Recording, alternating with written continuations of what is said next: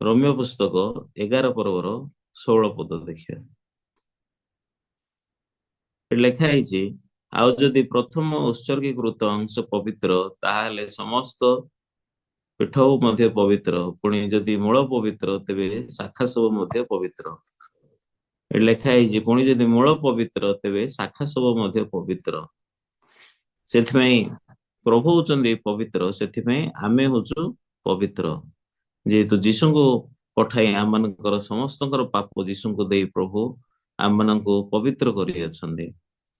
ସେଥିପାଇଁ ଯୀଶୁ ଆମମାନଙ୍କର ସମସ୍ତଙ୍କର ପାପକୁ ଧୋଇ ଦେଇଅଛନ୍ତି। ଏ ସମଗ୍ର ଜଗତର ଲୋକମାନଙ୍କୁ ଯୀଶୁ ପବିତ୍ରୀକୃତ କରିଛନ୍ତି, ଧାର୍ମିକ କରିଛନ୍ତି। ତ ଯେଉଁମାନେ ଏହା ବିଶ୍ୱାସ କରିବେ ତାଙ୍କ ହୃଦୟରେ, ସେମାନେ ଧାର୍ମିକତା ପବିତ୍ରତା ଗ୍ରହଣ କରିପାରିବେ। ସେଥିପାଇଁ ପ୍ରଭୁ ଯେତେବେଳେ ବିଶ୍ୱାସ କରୁଥିବା ଲୋକମାନଙ୍କର ବିଶ୍ୱାସ ଦେଖୁଛନ୍ତି, ପ୍ରଭୁ ଯିଏକି ସେମାନଙ୍କୁ ଧାର୍ମିକ କରିଛନ୍ତି, ସେଇଟା ଦେଖିକି ପ୍ରଭୁ ସେମାନଙ୍କୁ ଧାର୍ମିକ ଗଣନା କରିଛନ୍ତି। ସେଥିପାଇଁ ପୃଥିବୀକୁ ଆଜି 2000 ବର୍ଷ ପୂର୍ବରୁ ପ୍ରଭୁ ଯୀଶୁଙ୍କୁ ଜଗତକୁ ପ୍ରେରଣ କଲେ। ମନୁଷ୍ୟର ଶରୀରକୁ ଧାରଣ କରିକି ସେ ଜଗତକୁ ଆସିଲେ। ପ୍ରଭୁ ଆପେ, ପ୍ରଭୁ ହଉଛନ୍ତି ଯୀଶୁ, ସେ ମନୁଷ୍ୟର ଶରୀରକୁ ଧାରଣ କରିକି ଆସିଲେ। କାହିଁକି? ଯେହେତୁ ସେ ରକ୍ତକୁ ବୁହାଇବାର ଅଛି। ପ୍ରଭୁଙ୍କୁ ଶରୀର ଦରକାର ଥିଲା। ଏଭ୍ରି 10 ପର୍ବରେ ଯେମିତି ଲେଖା ହେଇଛି, ମୋ ନିମନ୍ତେ ଏକ ଶରୀର ପ୍ରସ୍ତୁତ କଲ। ଆଉ ଏଭ୍ରି 9:22 ବି ଲେଖା ହେଇଛି, ରକ୍ତପାତ ବିନା ବ୍ୟବସ୍ଥା ଅନୁସାରେ ସମସ୍ତ ବିଷୟ ରକ୍ତ ଦ୍ୱାରା ସୂଚୀକୃତ ହୁଏ। ଆଉ ରକ୍ତପାତ ବିନା ପାପ ମୋଚନ ହୁଏ ନାହିଁ ଲେଖା ହେଇଛି। ସେଥିପାଇଁ ଯୀଶୁଙ୍କର ରକ୍ତ ଆମମାନଙ୍କର ସମସ୍ତଙ୍କର ପାପ ଧୋଇଥିବାରୁ ଆମମାନେ ପାପ କ୍ଷମା ପାଇଅଛୁ। ପାପ କ୍ଷମା ପାଇଥିବା ଯୋଗୁଁ ପ୍ରଭୁ ଆମମାନଙ୍କୁ ପବିତ୍ର ଆତ୍ମାଙ୍କୁ ଦେଇଅଛନ୍ତି। ସେଥିପାଇଁ ଆମମାନଙ୍କର ପାପ କ୍ଷମା ଯେତେବେଳେ ହଉଛି, ପ୍ରଭୁ ଆମମାନଙ୍କୁ ପବିତ୍ର ଆତ୍ମାଙ୍କୁ ଦେଇଅଛନ୍ତି ଗିଫ୍ଟ ଭାବରେ। ତ ଏଇଟା ଆମମାନେ ଚେଷ୍ଟା କରିଥିବା ଯୋଗୁ, କଠିନ ପରିଶ୍ରମ କରିଥିବା ଯୋଗୁ, କି ପ୍ରଭୁ ଆମର ପାପ ଧୋଇ ଦିଅ ଧୋଇ ଦିଅ, ପବିତ୍ର ଆତ୍ମା ଦିଅ ଦିଅ କହିବା ଯୋଗୁ ପ୍ରଭୁ ଦେଇନାହାନ୍ତି। କିନ୍ତୁ ଯୀଶୁ ବାଇବଲରେ ଯୋଉ କାର୍ଯ୍ୟ ସମାପ୍ତ କରିଛନ୍ତି ଆମମାନଙ୍କର ପାପକୁ ଧୋଇବାର, ଆମମାନଙ୍କର ପାପ ନିମନ୍ତେ କ୍ରୁଶରେ ଉତ୍ସର୍ଗୀକୃତ ହବାର, ସେଇଟା ବିଶ୍ୱାସ କରିବାର ପ୍ରଭୁ ଆମକୁ ପବିତ୍ର ଆତ୍ମା ଦେଇଛନ୍ତି। ସେଥିପାଇଁ ବାଇବଲରେ ମଧ୍ୟ ଯେତେବେଳେ ଦେଖିଲେ, ପ୍ରେରିତ ପାଉଲ ମଧ୍ୟ ଅନେକ ଥର ତାଙ୍କର ପରିତାଣର ସାକ୍ଷ୍ୟ ଦେଇଛନ୍ତି। ଆମେ ଯେତେବେଳେ ମିଶନ ସ୍କୁଲକୁ ମଧ୍ୟ ଗଲୁ, ଏ ସୁସମାଚାର ଶୁଣିକି ଏ ଚର୍ଚ୍ଚକୁ ମୁଁ ଯେତେବେଳେ ଆସିଲି, ପରିତାଣର ସାକ୍ଷ୍ୟ ଦେବା ପାଇଁ କହିଲେ। ତ ପରିତାଣ ମାନେ ମୁଁ ଫାଷ୍ଟ ଟାଇମ ଶୁଣିଲି। ସେଥିପାଇଁ ପରିତାଣର ସାକ୍ଷ୍ୟ କେମିତି ମୁଁ ଜାଣିନଥିଲି। ସେଥିପାଇଁ ମୁଁ ଗୋଟେ ଗୀତ ଗାଇବି କହିଲି, ଆଉ ଅମେଜିଂ ଗ୍ରେସ୍ ଗୀତ ଗାଇଲି। ମୋର ସ୍ୱର ଏତେ ଭଲ ନାହିଁ, କିନ୍ତୁ ମୁଁ ପରିତାଣ ପାଇଲାର ସେ ଗୀତକୁ ବୁଝିପାରିଲି। ମୋର ଏଇ ଗୀତର ମିନିଂ ହଉଛି ଏମିତି। ସେଥିପାଇଁ ମିଶନ ସ୍କୁଲକୁ ଗଲାରେ ମଧ୍ୟ ପରିତାଣର ସାକ୍ଷ୍ୟକୁ ଲେଖିଲି, କେମିତି ମୁଁ ପରିତାଣ ପାଇଲି। ସେଥିପାଇଁ ମିଶନ ସ୍କୁଲକୁ ଗଲା ବେଳକୁ ପରିତାଣର ସାକ୍ଷ୍ୟ, ଆମ ଚର୍ଚ୍ଚକୁ ଆସିଲାରୁ ପରିତାଣର ସାକ୍ଷ୍ୟ, ଆଉ ଯେବେ ବି ସୁଯୋଗ ମିଳିଲେ ପରିତାଣର ସାକ୍ଷ୍ୟ ଆମେ ଦଉଛୁ।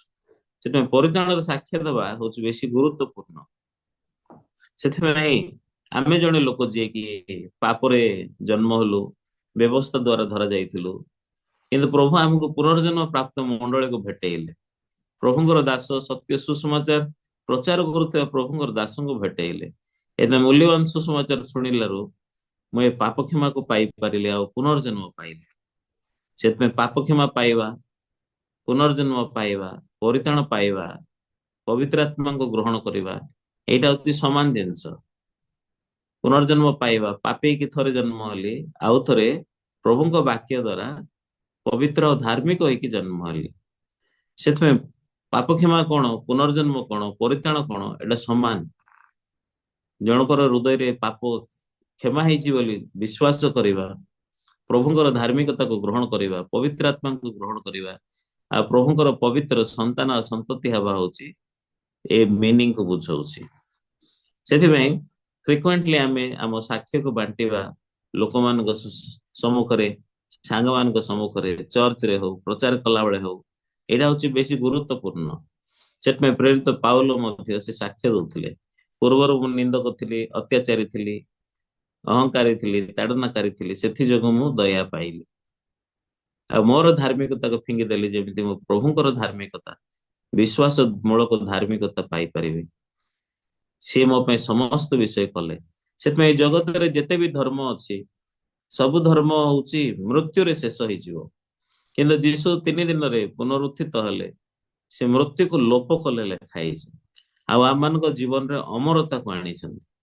ଆସନ୍ତୁ ଆମେ ବାକ୍ୟ ଦେଖିବା। ପ୍ରଥମ ତିମୋଥୀ 1 ପର୍ବ ଏଠି କେମିତି ଲେଖା ହେଇଛି। ପ୍ରଥମ ତିମୋଥୀ 1 ପର୍ବର ନା ଦ୍ୱିତୀୟ ତିମୋଥୀ 1 ପର୍ବର 9 ପଦ ଦେଖିବା। ହଁ, ଦ୍ୱିତୀୟ ତିମୋଥୀ ଟିକେ ଖୋଜୁଛି କଣ ଲେଖା ହେଇଛି। ହଁ, ସେ ଆମ୍ଭମାନଙ୍କୁ ପରିତ୍ରାଣ କରିଅଛନ୍ତି। ଏ ପ୍ରଥମ ତିମୋଥୀ 1ର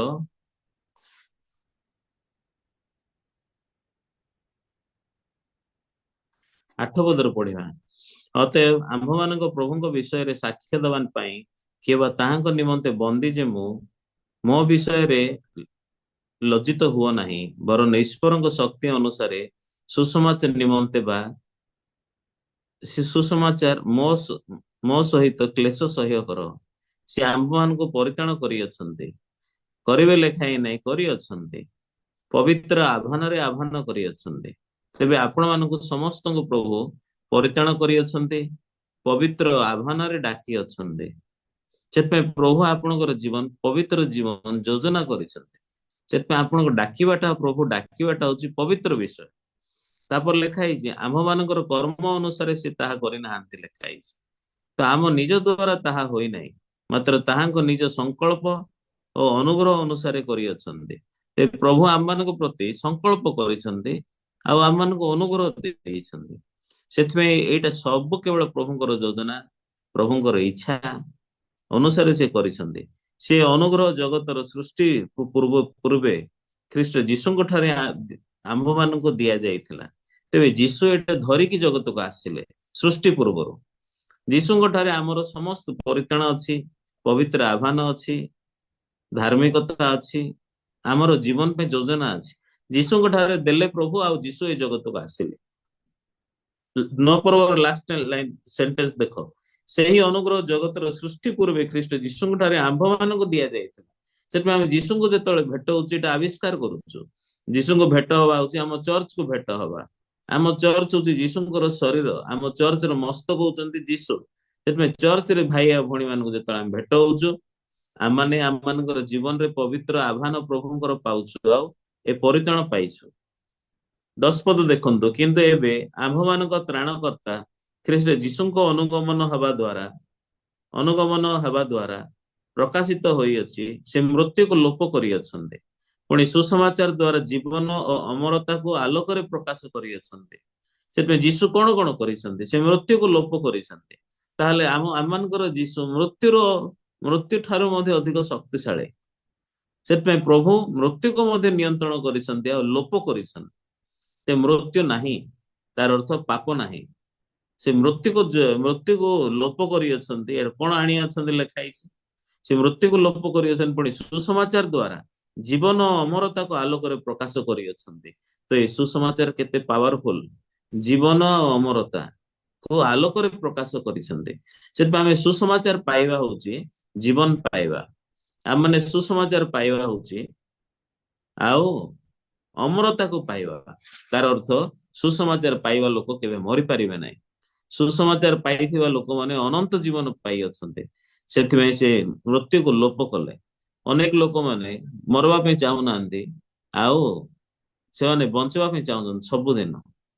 ଚାଇନାରେ ଜଣେ ରାଜା ଥିଲେ, ତାଙ୍କ ନାଁ ହଉଛି ହ୍ୱାଙ୍ଗ ଜିଙ୍ଗ ଜିଙ୍ଗ ସି ହ୍ୱାଙ୍ଗ।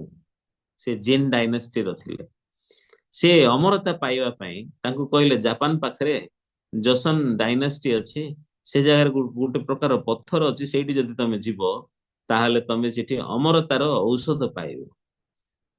ତ ସେ ଲୋକ ପଠେଇଲା, ସେମାନେ ଆସିକି ଖୋଜିଲେ, ଆଉ ସେଇଠି ମିଳିଲା ନାହିଁ। ସେମାନେ ଫେରିଲେ ନା ଫେରି ନାହାନ୍ତି ଜଣା ନାହିଁ। ତ ଏମିତିକାର ଅମରତା ଏ ଜଗତରେ କୋଉ ଜାଗାରେ ବି ନାହିଁ ଏକା।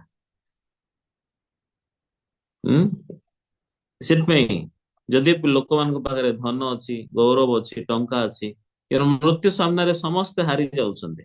କିନ୍ତୁ ଆମେ କୌଣସି ଔଷଧ, କୌଣସି ଦେଶରୁ ଆମେ ପାଇନୁ।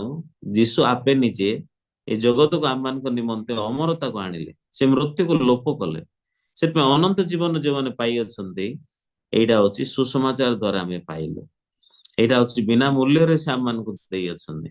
ସେଥିପାଇଁ ପରିତ୍ରାଣ ଯେତେବେଳେ ପାଉଛୁ, ଏ ସୁସମାଚାରକୁ ଯେତେବେଳେ ପାଇଛୁ, ତ ଆମମାନେ ପରିତ୍ରାଣ ପାଇଛୁ, ସୁସମାଚାରକୁ ପାଇଛୁ, ସେଥିପାଇଁ ଏହା ହଉଛି ପ୍ରକୃତରେ ବେଶୀ ମୂଲ୍ୟବାନ। ସେ ଭିତରେ ପ୍ରଭୁ ସବୁ ଦେଇଛନ୍ତି।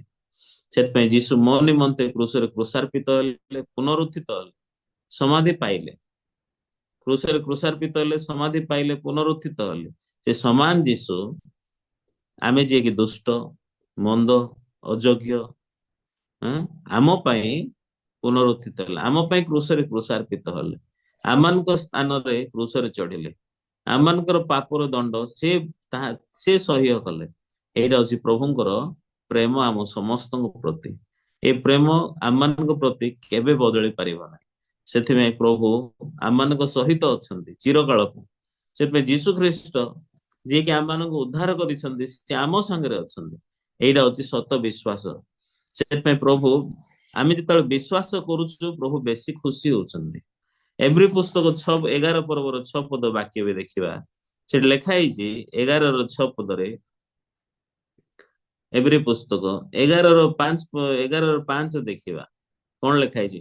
ବିଶ୍ୱାସ ଦ୍ଵାରା ହନକ ମୃତ୍ୟୁ ଭୋଗ ନ କରି ଊର୍ଦ୍ଧ୍ୱକୁ ଉତ୍ଥିତ ହେଲେ, ସେ ଆଉ ଦେଖାଗଲେ ନାହିଁ, କାରଣ ଈଶ୍ୱର ତାହାଙ୍କୁ ଅନ୍ତର୍ହିତ କରିଥିଲେ। ସେ ଯେ ଈଶ୍ୱରଙ୍କର ସନ୍ତୋଷ ପାତ୍ର, ଅନ୍ତର୍ହିତ ହେବା ପୂର୍ବେ ସେଥିରେ ସାକ୍ଷ୍ୟ ପାଇ ପ୍ରାପ୍ତ ହୋଇଥିଲେ। ତ ଇଏ ଈଶ୍ୱରଙ୍କ ସନ୍ତୋଷ ପାତ୍ର ହେଇଥିଲେ। ତ ହନକ ଯେତେବେଳେ ସେ ବଞ୍ଚିଲେ ତାଙ୍କ ଜୀବନରେ, ସେ ପ୍ରଭୁଙ୍କ ଠାରୁ ସାକ୍ଷ୍ୟ ପାଇଲେ, ଆଉ ପରମେଶ୍ୱରଙ୍କ ସନ୍ତୋଷ ପାତ୍ର ହେଇଥିଲେ। ତେବେ ନିଜର ହୃଦୟକୁ ପ୍ରଭୁଙ୍କ ସହିତ ସେ ଏକ କଲା। ଭାଇ ଭଉଣୀ ମାନେ, ଆମ ଜୀବନରେ ଏଇ ଯୋଉ ଜୀବନ ଆମେ ବଞ୍ଚୁଛୁ, ଆମେ କୋଉ ପ୍ରକାର ସାକ୍ଷ୍ୟ ପାଉଛୁ? ଆମମାନଙ୍କର ସାକ୍ଷ୍ୟ କଣ? ଆମେ କେମିତି ପ୍ରଭୁଙ୍କ ସହିତ ଏକ ହେଲୁ? କେମିତି ଆମେ ନିଜକୁ ଅସ୍ୱୀକାର କଲୁ? କେମିତି ଆମମାନଙ୍କର ହୃଦୟକୁ ଫିଙ୍ଗିଦେଲୁ? ଆମର ଚିନ୍ତାକୁ ଫିଙ୍ଗିଦେଲୁ? ପରିସ୍ଥିତି କେମିତି ଥିଲା? ବାକ୍ୟ କଣ କହିଲା? କେମିତି ପରିସ୍ଥିତିରୁ ନିଜର ହୃଦୟରୁ ଆମେ ବାକ୍ୟ ପ୍ରତି ଫେରିଲୁ? ତ ହନକ ଯେତେବେଳେ ପୃଥିବୀରେ ବଞ୍ଚିଲା, ସେତେବେଳକୁ ସେ ଈଶ୍ୱରଙ୍କ ସନ୍ତୋଷ ପାତ୍ର ହେଲା। ସେ ଆପଣ ମାନେ ଈଶ୍ୱରଙ୍କ ସନ୍ତୋଷ ପାତ୍ର ନା ନାହିଁ? 6 ପଦ, ଆଉ ବିଶ୍ୱାସ ବିନା ତାହାଙ୍କ ସନ୍ତୋଷ ପାତ୍ର ହେବା ଅସମ୍ଭବ, କାରଣ ଈଶ୍ୱର ଯିଏ ଅଛନ୍ତି, ଆଉ ସେ ଯେ ତାହାଙ୍କ ଅନ୍ୱେଷଣକାରୀ ମାନଙ୍କର ପୁରସ୍କାର ଦାତା, ଏହା ତାହାଙ୍କ ଛାମୁରେ ଆସିବା ଲୋକଙ୍କର ବିଶ୍ୱାସ କରିବା ଆବଶ୍ୟକ ଲେଖା ହେଇଛି। ତ ଆମେ ଯିଏକି ଚର୍ଚ୍ଚକୁ ଆସିଛୁ, ଆମେ ଯିଏକି କାଣ୍ଟାଟାକୁ ଆସିଛୁ, ଆମେ ଯିଏକି ସୁସମାଚାର ପ୍ରଚାର କରୁଛୁ, ଏ ଚର୍ଚ୍ଚରେ ବଞ୍ଚୁଛୁ, ଆମମାନଙ୍କର ହୃଦୟରେ ଆମେ ଚିନ୍ତା କରିବା ଦରକାର, ଏଁ, ଯେ ମତେ ପରମେଶ୍ୱର ପୁରସ୍କାର ଦେବା ପାଇଁ ଅଛନ୍ତି, ଆଉ ମୁଁ ଯିଏକି ତାଙ୍କ ସମ୍ମୁଖକୁ ଯାଉଛି, ଆଉ ବିଶ୍ୱାସ ବିନା ମୁଁ ତାଙ୍କର ସନ୍ତୋଷ ପାତ୍ର ହେଇପାରିବି ନାହିଁ। ତ ଆମେ କେବଳ ବିଶ୍ୱାସରେ ହିଁ ପ୍ରଭୁଙ୍କ ସହିତ ଏକ ପାରିଛୁ। ସେଇଟା ହଉଛି ବାକ୍ୟ ଦ୍ଵାରା। ବାକ୍ୟରେ ଦେଖିଲେ ଆମେ ଧାର୍ମିକ ହେଇଛୁ, ବାକ୍ୟରେ ଦେଖିଲେ ଆମେ ସମାଧି ପାଇଛୁ, ବାକ୍ୟରେ ଦେଖିଲେ ଆମେ ସ୍ୱର୍ଗକୁ ସ୍ଥାନାନ୍ତରିତ ହେଇଛୁ, ବାକ୍ୟରେ ଦେଖିଲେ ଆମେ ଈଶ୍ୱରଙ୍କର ସନ୍ତାନ, ବାକ୍ୟରେ ଦେଖିଲେ ଆମମାନଙ୍କର ପାପ ନାହିଁ, ବାକ୍ୟରେ ଦେଖିଲେ ଆମମାନେ ହଉଛୁ ସିଦ୍ଧ। ତ ଆମମାନଙ୍କର ଜୀବନ ହଉଛି ବିଶ୍ୱାସର ଜୀବନ। ସେଥିପାଇଁ ପ୍ରଭୁ ଆମମାନଙ୍କୁ ପ୍ରତ୍ୟେକ ଦିନ, ଆଁ, ପ୍ରଭୁ ଆମମାନଙ୍କୁ ବାକ୍ୟ ଦଉଛନ୍ତି, ଯେମିତି ଆମେ ବାକ୍ୟ ସହିତ ଏକ ହବୁ। ସେଥିପାଇଁ ମୁଁ ତମମାନଙ୍କର ପାପ ବହନ କଲି, ତମମାନଙ୍କ ନିମନ୍ତେ ରକ୍ତକୁ ବୁହାଇଲି। ସେଥିପାଇଁ ମୁଁ ତମ ପାଇଁ ମୃତ୍ୟୁ ପର୍ଯ୍ୟନ୍ତ ଆଜ୍ଞାବହ ହେଲି। ତମମାନଙ୍କର ସମସ୍ତ ଅଭିଶାପ ମୁଁ ବହନ କଲି, ଆଉ ମୋର ରକ୍ତ ଦ୍ଵାରା ତୁମର ସମସ୍ତ ପାପକୁ ଧୋଇଦେଲି। ସେଥିପାଇଁ ଯେ କେହି ଏଇଟା ବିଶ୍ୱାସ କରୁଛନ୍ତି, ପ୍ରଭୁ ସେମାନଙ୍କ ସହିତ ବେଶୀ ଖୁସି ହଉଛନ୍ତି। ଏଇଟା ହଉଛି ପ୍ରଭୁଙ୍କର ମହାନ ଅନୁଗ୍ରହ। କିନ୍ତୁ ଯେଉଁମାନେ ବିଶ୍ୱାସ କରୁନାହାନ୍ତି, ପ୍ରଭୁ ଖୁସି ନାହିଁ। ସେଥିପାଇଁ ଜହନ ପୁସ୍ତକ 3 ପର୍ବରେ କଣ ଲେଖା ହେଇଛି? ଜହନ ପୁସ୍ତକ 3 ପର୍ବର 16 ପଦ, ଏ ଲେଖା ହେଲା, କାରଣ ଈଶ୍ୱର ଜଗତକୁ ଏଡେ ପ୍ରେମ, ହଁ, ସରି, 36 ପଦ ଦେଖନ୍ତୁ। ଜହନ 3ର 36, ଯେ ଈଶ୍ୱରଙ୍କ ଠାରେ ବିଶ୍ୱାସ କରେ ସେ ଅନନ୍ତ ଜୀବନ ପ୍ରାପ୍ତ ହୋଇଅଛି, ମାତ୍ର ଯିଏ ପୁତ୍ରଙ୍କୁ ଅମାନ୍ୟ କରେ ସେ ଜୀବନ ଦେଖିବ ନାହିଁ, କିନ୍ତୁ ସେ ଈଶ୍ୱରଙ୍କ କ୍ରୋଧର ପାତ୍ର ହୋଇ ରହିବ। ମୁଁ ମୋ ସ୍କ୍ରିନର ବାଇବଲ, ଯେ ଈଶ୍ୱରଙ୍କ ଠାରେ ବିଶ୍ୱାସ କରେ ସେ ଅନନ୍ତ ଜୀବନ ପ୍ରାପ୍ତ ହୋଇଅଛି, ମାତ୍ର ଯିଏ ପୁତ୍ରଙ୍କୁ ଅମାନ୍ୟ କରେ ସେ ଜୀବନ ଦେଖିବ ନାହିଁ, କିନ୍ତୁ ସେ ଈଶ୍ୱରଙ୍କ କ୍ରୋଧର ପାତ୍ର ହୋଇ ରହିଥାଏ। ତ ଏଇ ଜାଗାରେ ବାଇବଲ କଣ କହୁଛି? ମାତ୍ର ଯିଏ ପୁତ୍ରଙ୍କୁ ଅମାନ୍ୟ କରେ ସିଏ ଜୀବନ ଦେଖିବ ନାହିଁ, କିନ୍ତୁ ସେ ଈଶ୍ୱରଙ୍କ କ୍ରୋଧର ପାତ୍ର ହୋଇ ରହିବ। ମାର୍ଗ ପୁସ୍ତକ ବି ଦେଖିବା 16 ପର୍ବର 16 ପଦରେ କେମିତି ଲେଖା ହେଇଛି। ମାର୍ଗ ପୁସ୍ତକ 16 ର 16 ପଦ, ଏ ଜାଗାରେ ଲେଖା ହେଇଛି ଯେ ବିଶ୍ୱାସ କରେ ଏବଂ ବାପ୍ତିଜିତ ହୁଏ ସେ ପରିତ୍ରାଣ ପାଇବ, କିନ୍ତୁ ସେ ବିଶ୍ୱାସ କରେ ନାହିଁ, କିନ୍ତୁ ଯିଏ ଅବିଶ୍ୱାସ କରେ ସେ ଦଣ୍ଡାଜ୍ଞା ପାଇବ। He who believes is baptized will be saved, but he who does not believe will be condemned. ସେଥିପାଇଁ ଯିଏ ବିଶ୍ୱାସ କିନ୍ତୁ ଯିଏ ଅବିଶ୍ୱାସ କରେ ସେ ଦଣ୍ଡାଜ୍ଞା ପାଇବ। ସେଥିପାଇଁ ସ୍ୱର୍ଗ ଆଉ ନରକ, ବିଶ୍ୱାସ ଅବିଶ୍ୱାସ, ଏଇଟା ହଉଛି ପ୍ରଭୁଙ୍କର ଧାର୍ମିକ ବିଚାର। ସେଥିପାଇଁ ପ୍ରଭୁ କ୍ରୁଶରେ ତାଙ୍କର ପ୍ରେମ ଆମ ପ୍ରତି ପ୍ରକାଶ କଲେ। ଜଣେ ଯେତେବେଳେ ବିଶ୍ୱାସ କରିବ, ଜଣେ ଯେତେବେଳେ ବିଶ୍ୱାସ କରିବ ନାହିଁ। ବିଶ୍ୱାସ କଲେ ଜୀବନ, ଅନନ୍ତ ଜୀବନ, ଧାର୍ମିକତା, ପରିତ୍ରାଣ, ବିଚାରିତ ହବ ନାହିଁ, ସେ ରାସ୍ତାକୁ ଯିବ। କିନ୍ତୁ ଯିଏ ଅବିଶ୍ୱାସ କରିବ ସେ ନରକକୁ, ଦଣ୍ଡାଜ୍ଞା, ମୃତ୍ୟୁ କୁ ପାଇବ। ସେଥିପାଇଁ ପ୍ରଭୁ ଆମମାନଙ୍କୁ ବାଇବଲରେ ବାକ୍ୟ ସହିତ ଏକ ହବାର ଶିଖଉଛନ୍ତି। ସେଥିପାଇଁ ଆମେ ଯେତେବେଳେ ଜୀବନ ଯାପନ କରୁଛୁ, ପ୍ରଭୁ ଆମମାନଙ୍କୁ ଏତେ ମୂଲ୍ୟବାନ ସୁସମାଚାର ଦେଇଛନ୍ତି ଆମ ଭାଇ ଭଉଣୀ ମାନେ। ସେଥିପାଇଁ ଆମେ ନିଜର ଚିନ୍ତାରେ, ନିଜର ପରିସ୍ଥିତିରେ ଧରାଯିବା ନାହିଁ। ଆମ ଆମ ଚର୍ଚ୍ଚରେ ପ୍ରଭୁ ଆମକୁ ମୂଲ୍ୟବାନ ବାକ୍ୟ ଦେଇଛନ୍ତି। ଦିଶାୟ 55 ପର୍ବ, ଦିଶାୟ ପୁସ୍ତକ 55 ପର୍ବରେ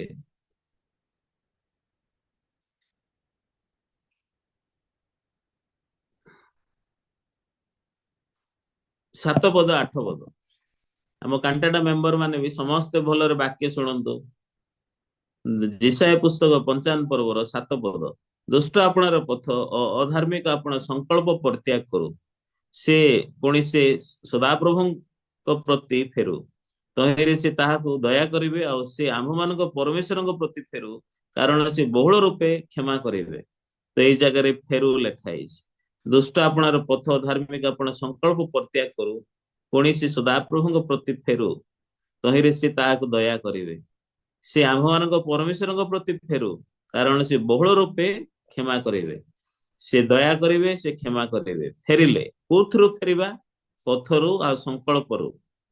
ସେଥିପାଇଁ ପଥ ଆଉ ସଂକଳ୍ପ, ତ ଆମମାନେ ଯେତେବେଳେ ଜୀବନ ଯାପନ କରୁଛୁ, ତ ଆମେ ପ୍ରଭୁଙ୍କ ପ୍ରତି ଫେରିବାର ଅର୍ଥ କଣ? ଆମମାନେ ଆମମାନଙ୍କର ସଂକଳ୍ପ ଆଉ ପଥ ପରିତ୍ୟାଗ କରିବା, ଆମମାନଙ୍କର ମତ, ଆମମାନଙ୍କର ଚିନ୍ତା ଫେରିଲେ ହିଁ ଆମମାନେ ଦୟା ପାଇବୁ, ଫେରିଲେ ହିଁ ବହୁଳ ରୂପେ କ୍ଷମା ପାଇବୁ, ଫେରିଲେ ହିଁ ଆମମାନେ ବିଶ୍ୱାସ କରିପାରିବୁ। ବୁଝିପାରିଲେ କି? ସେଥିପାଇଁ ଫେରିବାଟା ହଉଛି ଆମର ହୃଦୟରେ ସବୁବେଳେ ଏଇଟା ଏ କାର୍ଯ୍ୟ ହଉଛି। ଏଇଟା ହଉଛି ମନ ପରିବର୍ତ୍ତନର ହୃଦୟ। ସେଥିପାଇଁ ବାକ୍ୟ କଣ କହୁଛି? ଯେତେବେଳେ ମୁଁ ନିଜକୁ ଦେଖିଲି ମୋର ଜୀବନ, ମତେ ଲାଗୁଛି ମୋର ପାପ ଧୁଆ ଯାଇନି। ମୁଁ ନିଜକୁ ଦେଖିଲି କଣ ଲାଗୁଛି? ଆରେ କାଲି ଜଣେ ଝିଅ ଆସିଲା, କବାଟକୁ ବାଡେଇଲା, ପାଷ୍ଟର ମତେ ଲାଗୁଛି କାଲିକୁ ମୁଁ ମରିଯିବି, ମୁଁ ଆଉ କାଲି ଦେଖିପାରିବି ନାହିଁ। ତେବେ ଇଏ କାହାର ସ୍ୱର ଶୁଣୁଛି? ଶୈତାନର ସ୍ୱର ଶୁଣୁଛି ଇଏ। ନିଜକୁ ଦେଖିଲେ ମୋର ପାପ ଧୁଆ ଯାଇ ନାହିଁ ପରି ଲାଗିବ। ନିଜକୁ ଦେଖିଲେ ଆମେ ବଦଳିନୁ ପରି ଲାଗୁଛି। ନିଜକୁ ଦେଖିଲେ ଆଉ ଆମର ବେଶୀ ସମସ୍ୟା ଥିଲା ପରି ଲାଗୁଛି। କିନ୍ତୁ ପ୍ରଭୁ ଆମ ପାଇଁ ରାସ୍ତା ଖୋଲିଦେଲେ। ଆଫ୍ରିକାର ଗୋଟେ ଦେଶରେ କଙ୍ଗୋ ବୋଲି ଗୋଟେ ଜାଗା ଅଛି, କଙ୍ଗୋ ବୋଲି ଗୋଟେ ଜାଗା ଅଛି। ତାପରେ ଆଫ୍ରିକାରେ ସାହାରା ଡେଜର୍ଟ ଅଛି। ବୁର୍କିନା ଫାସୋ ଆଉ କଙ୍ଗୋ ଗୋଟେ ଜାଗାରେ, ସେଇଠି ଗୋଟେ ଅଞ୍ଚଳ ଥିଲା, ସେ ଅଞ୍ଚଳର ନାଁ ହଉଛି ସାହେଲ ଅଞ୍ଚଳ। ସେଠି ପାଣି ନାହିଁ, ସେଠି ଗଛ ନାହିଁ, ଲୋକମାନେ ରହୁଛନ୍ତି ବେଶୀ ଆଗରୁ। ତ ସେମାନଙ୍କର ଦେହ ଖରାପ ହଉଛି, ମେଡିସିନ ନାହିଁ, ସୁସ୍ଥ ହେଇ ପାରୁନାହାନ୍ତି, ଶୀଘ୍ର ମରି ଯାଉଛନ୍ତି। ତ ମାଲେରିଆ ମଲେରିଆ ପାଇଁ ମରୁଛନ୍ତି, ରୋଗ ପାଇଁ ମରୁଛନ୍ତି, କିଛି ବି ଜଣା ନାହିଁ। ତ ସେଟା ବେଶୀ କଷ୍ଟକର ଜାଗା, ସେଇ ଜାଗାରୁ ବାହାରିବାର ରାସ୍ତା ତାଙ୍କୁ ଜଣା ନାହିଁ। ବହୁତ ଥର ସେମାନେ ଚେଷ୍ଟା କରିଛନ୍ତି କିନ୍ତୁ ରାସ୍ତା ପାଇନାହାନ୍ତି। ସେଥିପାଇଁ ଜେନେରେସନ ପରେ ଜେନେରେସନ ସେ ଜାଗାରେ ସେମାନେ ରହି ଆସିଛନ୍ତି। ତ ବର୍ଷାର ପାଣି, ପୋଖରୀର ପାଣି, ଗୋଟେ ଜାଗାରେ ଜମା ହବାର ପାଣି, ନହେଲେ ନାଳର ପାଣି ସେମାନେ ପିଉଛନ୍ତି, ନହେଲେ ଝର ଅଛି ସେଇଟା ପିଉଛନ୍ତି। ରାସ୍ତା ବି ନାହିଁ, ଏମିତି ରହୁଛନ୍ତି। ବହୁତ ଦୟନୀୟ ସେ ଜାଗାରେ ରହିବାଟା। କିନ୍ତୁ କଣ ହେଲା, ସେଇଠି ଜଣେ ଲୋକ, ଟୁରିଷ୍ଟ ଜଣେ ସେ ଜାଗାକୁ ଗଲେ, ତାଙ୍କ ନାଁ ହଉଛି କେନ୍ ଲେମନ। ସେ ଲୋକ, ସେ ଟୁରିଷ୍ଟ ସେ ବାଟ ଦେଇକି ଗଲା, ଦେଖିଲା ଲୋକମାନେ ବେଶୀ କଷ୍ଟ ପାଉଛନ୍ତି। ତ କଣ କଲେ ହବ, ଏତେ କଷ୍ଟକର ପରିସ୍ଥିତିରେ ଏମାନେ ରହିକି ରୋଗାଗ୍ରସ୍ତ ହଉଛନ୍ତି, ମରୁଛନ୍ତି। ଏମାନେ ନିହାତି ପାଣି ପାଖକୁ ଯିବା ଦରକାର। ତ କୋଉ ଜାଗାରେ ପାଣି ଅଛି ଏମାନଙ୍କୁ ଜଣା ନାହିଁ। ସେଥିପାଇଁ ଯେହେତୁ ସେ କ୍ଲେ ଲେମନ, ସେ ଆର୍ମିର ଲୋକ, ସେ ପାଠ ପଢିଛନ୍ତି, ପାହାଡକୁ ଦେଖିକି ମଧ୍ୟ, ମ୍ୟାପକୁ ଦେଖିକି ମଧ୍ୟ ଡାଇରେକ୍ସନ ଜାଣିବାଟା, ଆକାଶର ତାରା ମାନଙ୍କୁ ଦେଖିକି ମଧ୍ୟ ଡାଇରେକ୍ସନ ଜାଣି ହବ। ସେଥିପାଇଁ ଏ ଲେ ଲେମନ ଯିଏ ଥିଲେ ସେ ଲୋକମାନଙ୍କୁ ଶିକ୍ଷା ଦେଲେ। ଏମାନେ ଜାଣିନାହାନ୍ତି କୁଆଡେ ଯିବେ, କିନ୍ତୁ ସେ ଲେ ଲେମନ ଆର୍ମିରେ ଶିଖିଥିଲେ କେମିତି ମ୍ୟାପକୁ ପଢିବାର ମେଥଡ ଯାକ, ଏ ପର୍ବତରୁ ସେ ପର୍ବତ କେମିତି ଯିବେ। ସେଥିପାଇଁ ଯେତେବେଳେ ନିଜର ଲୋକେସନକୁ ଜାଣିଲେ ଆଉ ଆମେ ଯାଇପାରିବା। ତ ଲୋକମାନଙ୍କୁ ଜଣା ନାହିଁ ତାଙ୍କର ନିଜର ଲୋକେସନ। ତ ଏମିତି ପ୍ରକୃତରେ ସେ ଲେ ଲେମନର ସାହାଯ୍ୟ ଦ୍ଵାରା ଦ୍ଵାରା ସେମାନେ ସେ ଅଞ୍ଚଳରୁ ବାହାରିକି ଆସିଲେ। ସେ ସେ କହିଲେ ସମସ୍ତେ ମୋର ଶୁଣ, ସେ ଗାଁର ଲୋକମାନଙ୍କୁ। ଆଉ ଯେତେବେଳେ ସେ ଶିକ୍ଷା ଦେଲେ, ଦିନ ବେଳେ ବେଶୀ ଗରମ, ରାତିରେ ହଉଛି ଥଣ୍ଡା, ରାତିରେ ତାରା ଦେଖାଯିବ। ତ ତାରା ମାନଙ୍କ ଭିତରୁ ସେ ସେଭେନ ଷ୍ଟାର ଅଛି, ଓଡିଆରେ ତାକୁ କଣ କହୁଛନ୍ତି, ସେଟା ଚାମଚ ପରି ଦେଖାଯାଉଛି, ଏମିତି କୋଶ୍ଚେନ ମାର୍କ ପରି। ହୁଁ? ତ ସେ ଆଗର ଦୁଇଟା ଯୋଉ ତାରା ଅଛି, ସେ ତାରା ହଉଛି, ସେ ତାରାର ଡାଇରେକ୍ସନ ହଉଛି ଟିକେ,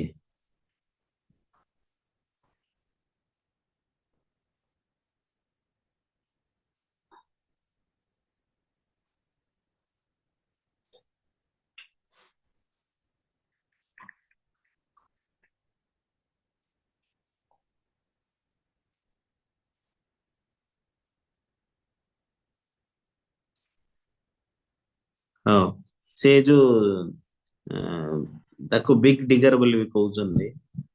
ଆଉ ମୁଁ ଭୁଲିଗଲି କଣ କହିବି ଏକ୍ଜାକ୍ଟଲି। ଆଁ? ହଁ।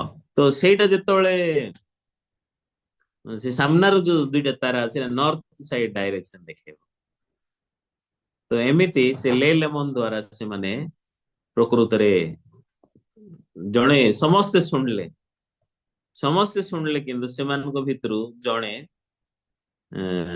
କହିଲା ମୁଁ ଆଗକୁ ବଢିବି, କହିଲା ସେ। ଆଉ ଯେତେବେଳେ ସେ ଚାଲିଲା, ତା ନାଁ ହଉଛି ଏକେଶା, କଙ୍ଗର। ତ ସିଏ କଣ କହିଲା, ତ ଡର ବି ଲାଗିଲା, ଆରେ ଆମ ଗାଁ ଛାଡି ଯଦି ଯିବା, କୁଆଡେ ଭଟକି ଯିବା କେମିତି ହବ, ଅସୁବିଧା ହେଇଯିବ କେମିତି ହବ। କିନ୍ତୁ ଏତେ ଲୋକ ସେ ଲୋକରୁ ଶୁଣିଲେ, ଟୁରିଷ୍ଟର। କିନ୍ତୁ ସେ ଭାବିଲା କେତେ ଦିନ ଆମେ ଏଠି ବନ୍ଦ ହେଇକି ଥିବା, ମୁଁ ଫାଷ୍ଟ ଷ୍ଟେପ ନେବି, ତମେ ମୋ ପଛରେ ଆସ। ତ ଆମକୁ ଏଇ ଗାଇଡ ସେ ଡାଇରେକ୍ସନ ଦେଖେଇଲେ। ହଁ, ଆମେ ଖାଲି ଶୁଣିବା ନାହିଁ, ଏଇଟା ଆମ ପାଇଁ ଭଲ ହବ, ଆମେ ଟ୍ରାଏ କରିବା। ପ୍ରଥମ ଷ୍ଟେପ କାଢିଲା, ସେଇଟା ଫୁଟ ପ୍ରିଣ୍ଟ ହେଲା। ତ ତା ପାଦ ପଛ ଚିହ୍ନ ଦେଇକି ଲୋକମାନେ ଜର୍ଣ୍ଣି କଲେ, ଫେରିକି ଆସୁଥିଲେ। ଆଉ ଏମିତି ପ୍ରକୃତରେ ସେମାନେ ସେଇ ପ୍ରକାର କଷ୍ଟକର ରାସ୍ତାରୁ ବାହାରିକି ଆସିଲେ। ଆଉ ସେମାନେ ପାଣି ପାଖରେ ଆସିଲେ, ନିଜର ବସତି, ନିଜର ଗାଁ ବନେଇଲେ। ଆଉ ସେମାନେ ଚ୍ୟାଲେଞ୍ଜ କଲେ, ତ ସେମାନଙ୍କୁ ବୟା ଟ୍ରାଇବ କୁହାହଉଛି, କଙ୍ଗର। ତ ସେ ଜାଗାରେ କାଠର ତାର ମୂର୍ତ୍ତି ଗୋଟେ ବନେଇଲେ। ତ ଏମିତି ସେ ଲୋକମାନେ ମାନେ କଷ୍ଟକର ପରିସ୍ଥିତିରୁ ମୁକ୍ତ ହେଇପାରିଲେ। ଆମେ ବି ଆମ ଜୀବନରେ ସୁସମାଚାର ଦ୍ଵାରା ବଞ୍ଚିବାଟା ହଉଛି ସବୁଠାରୁ ମୂଲ୍ୟବାନ ଜିନିଷ। এই ସୁସମାଚାର କାର୍ଯ୍ୟରେ ଆମେ ଅଂଶଗ୍ରହଣ କରିବା ବି ସବୁଠାରୁ ମୂଲ୍ୟବାନ ବିଷୟ।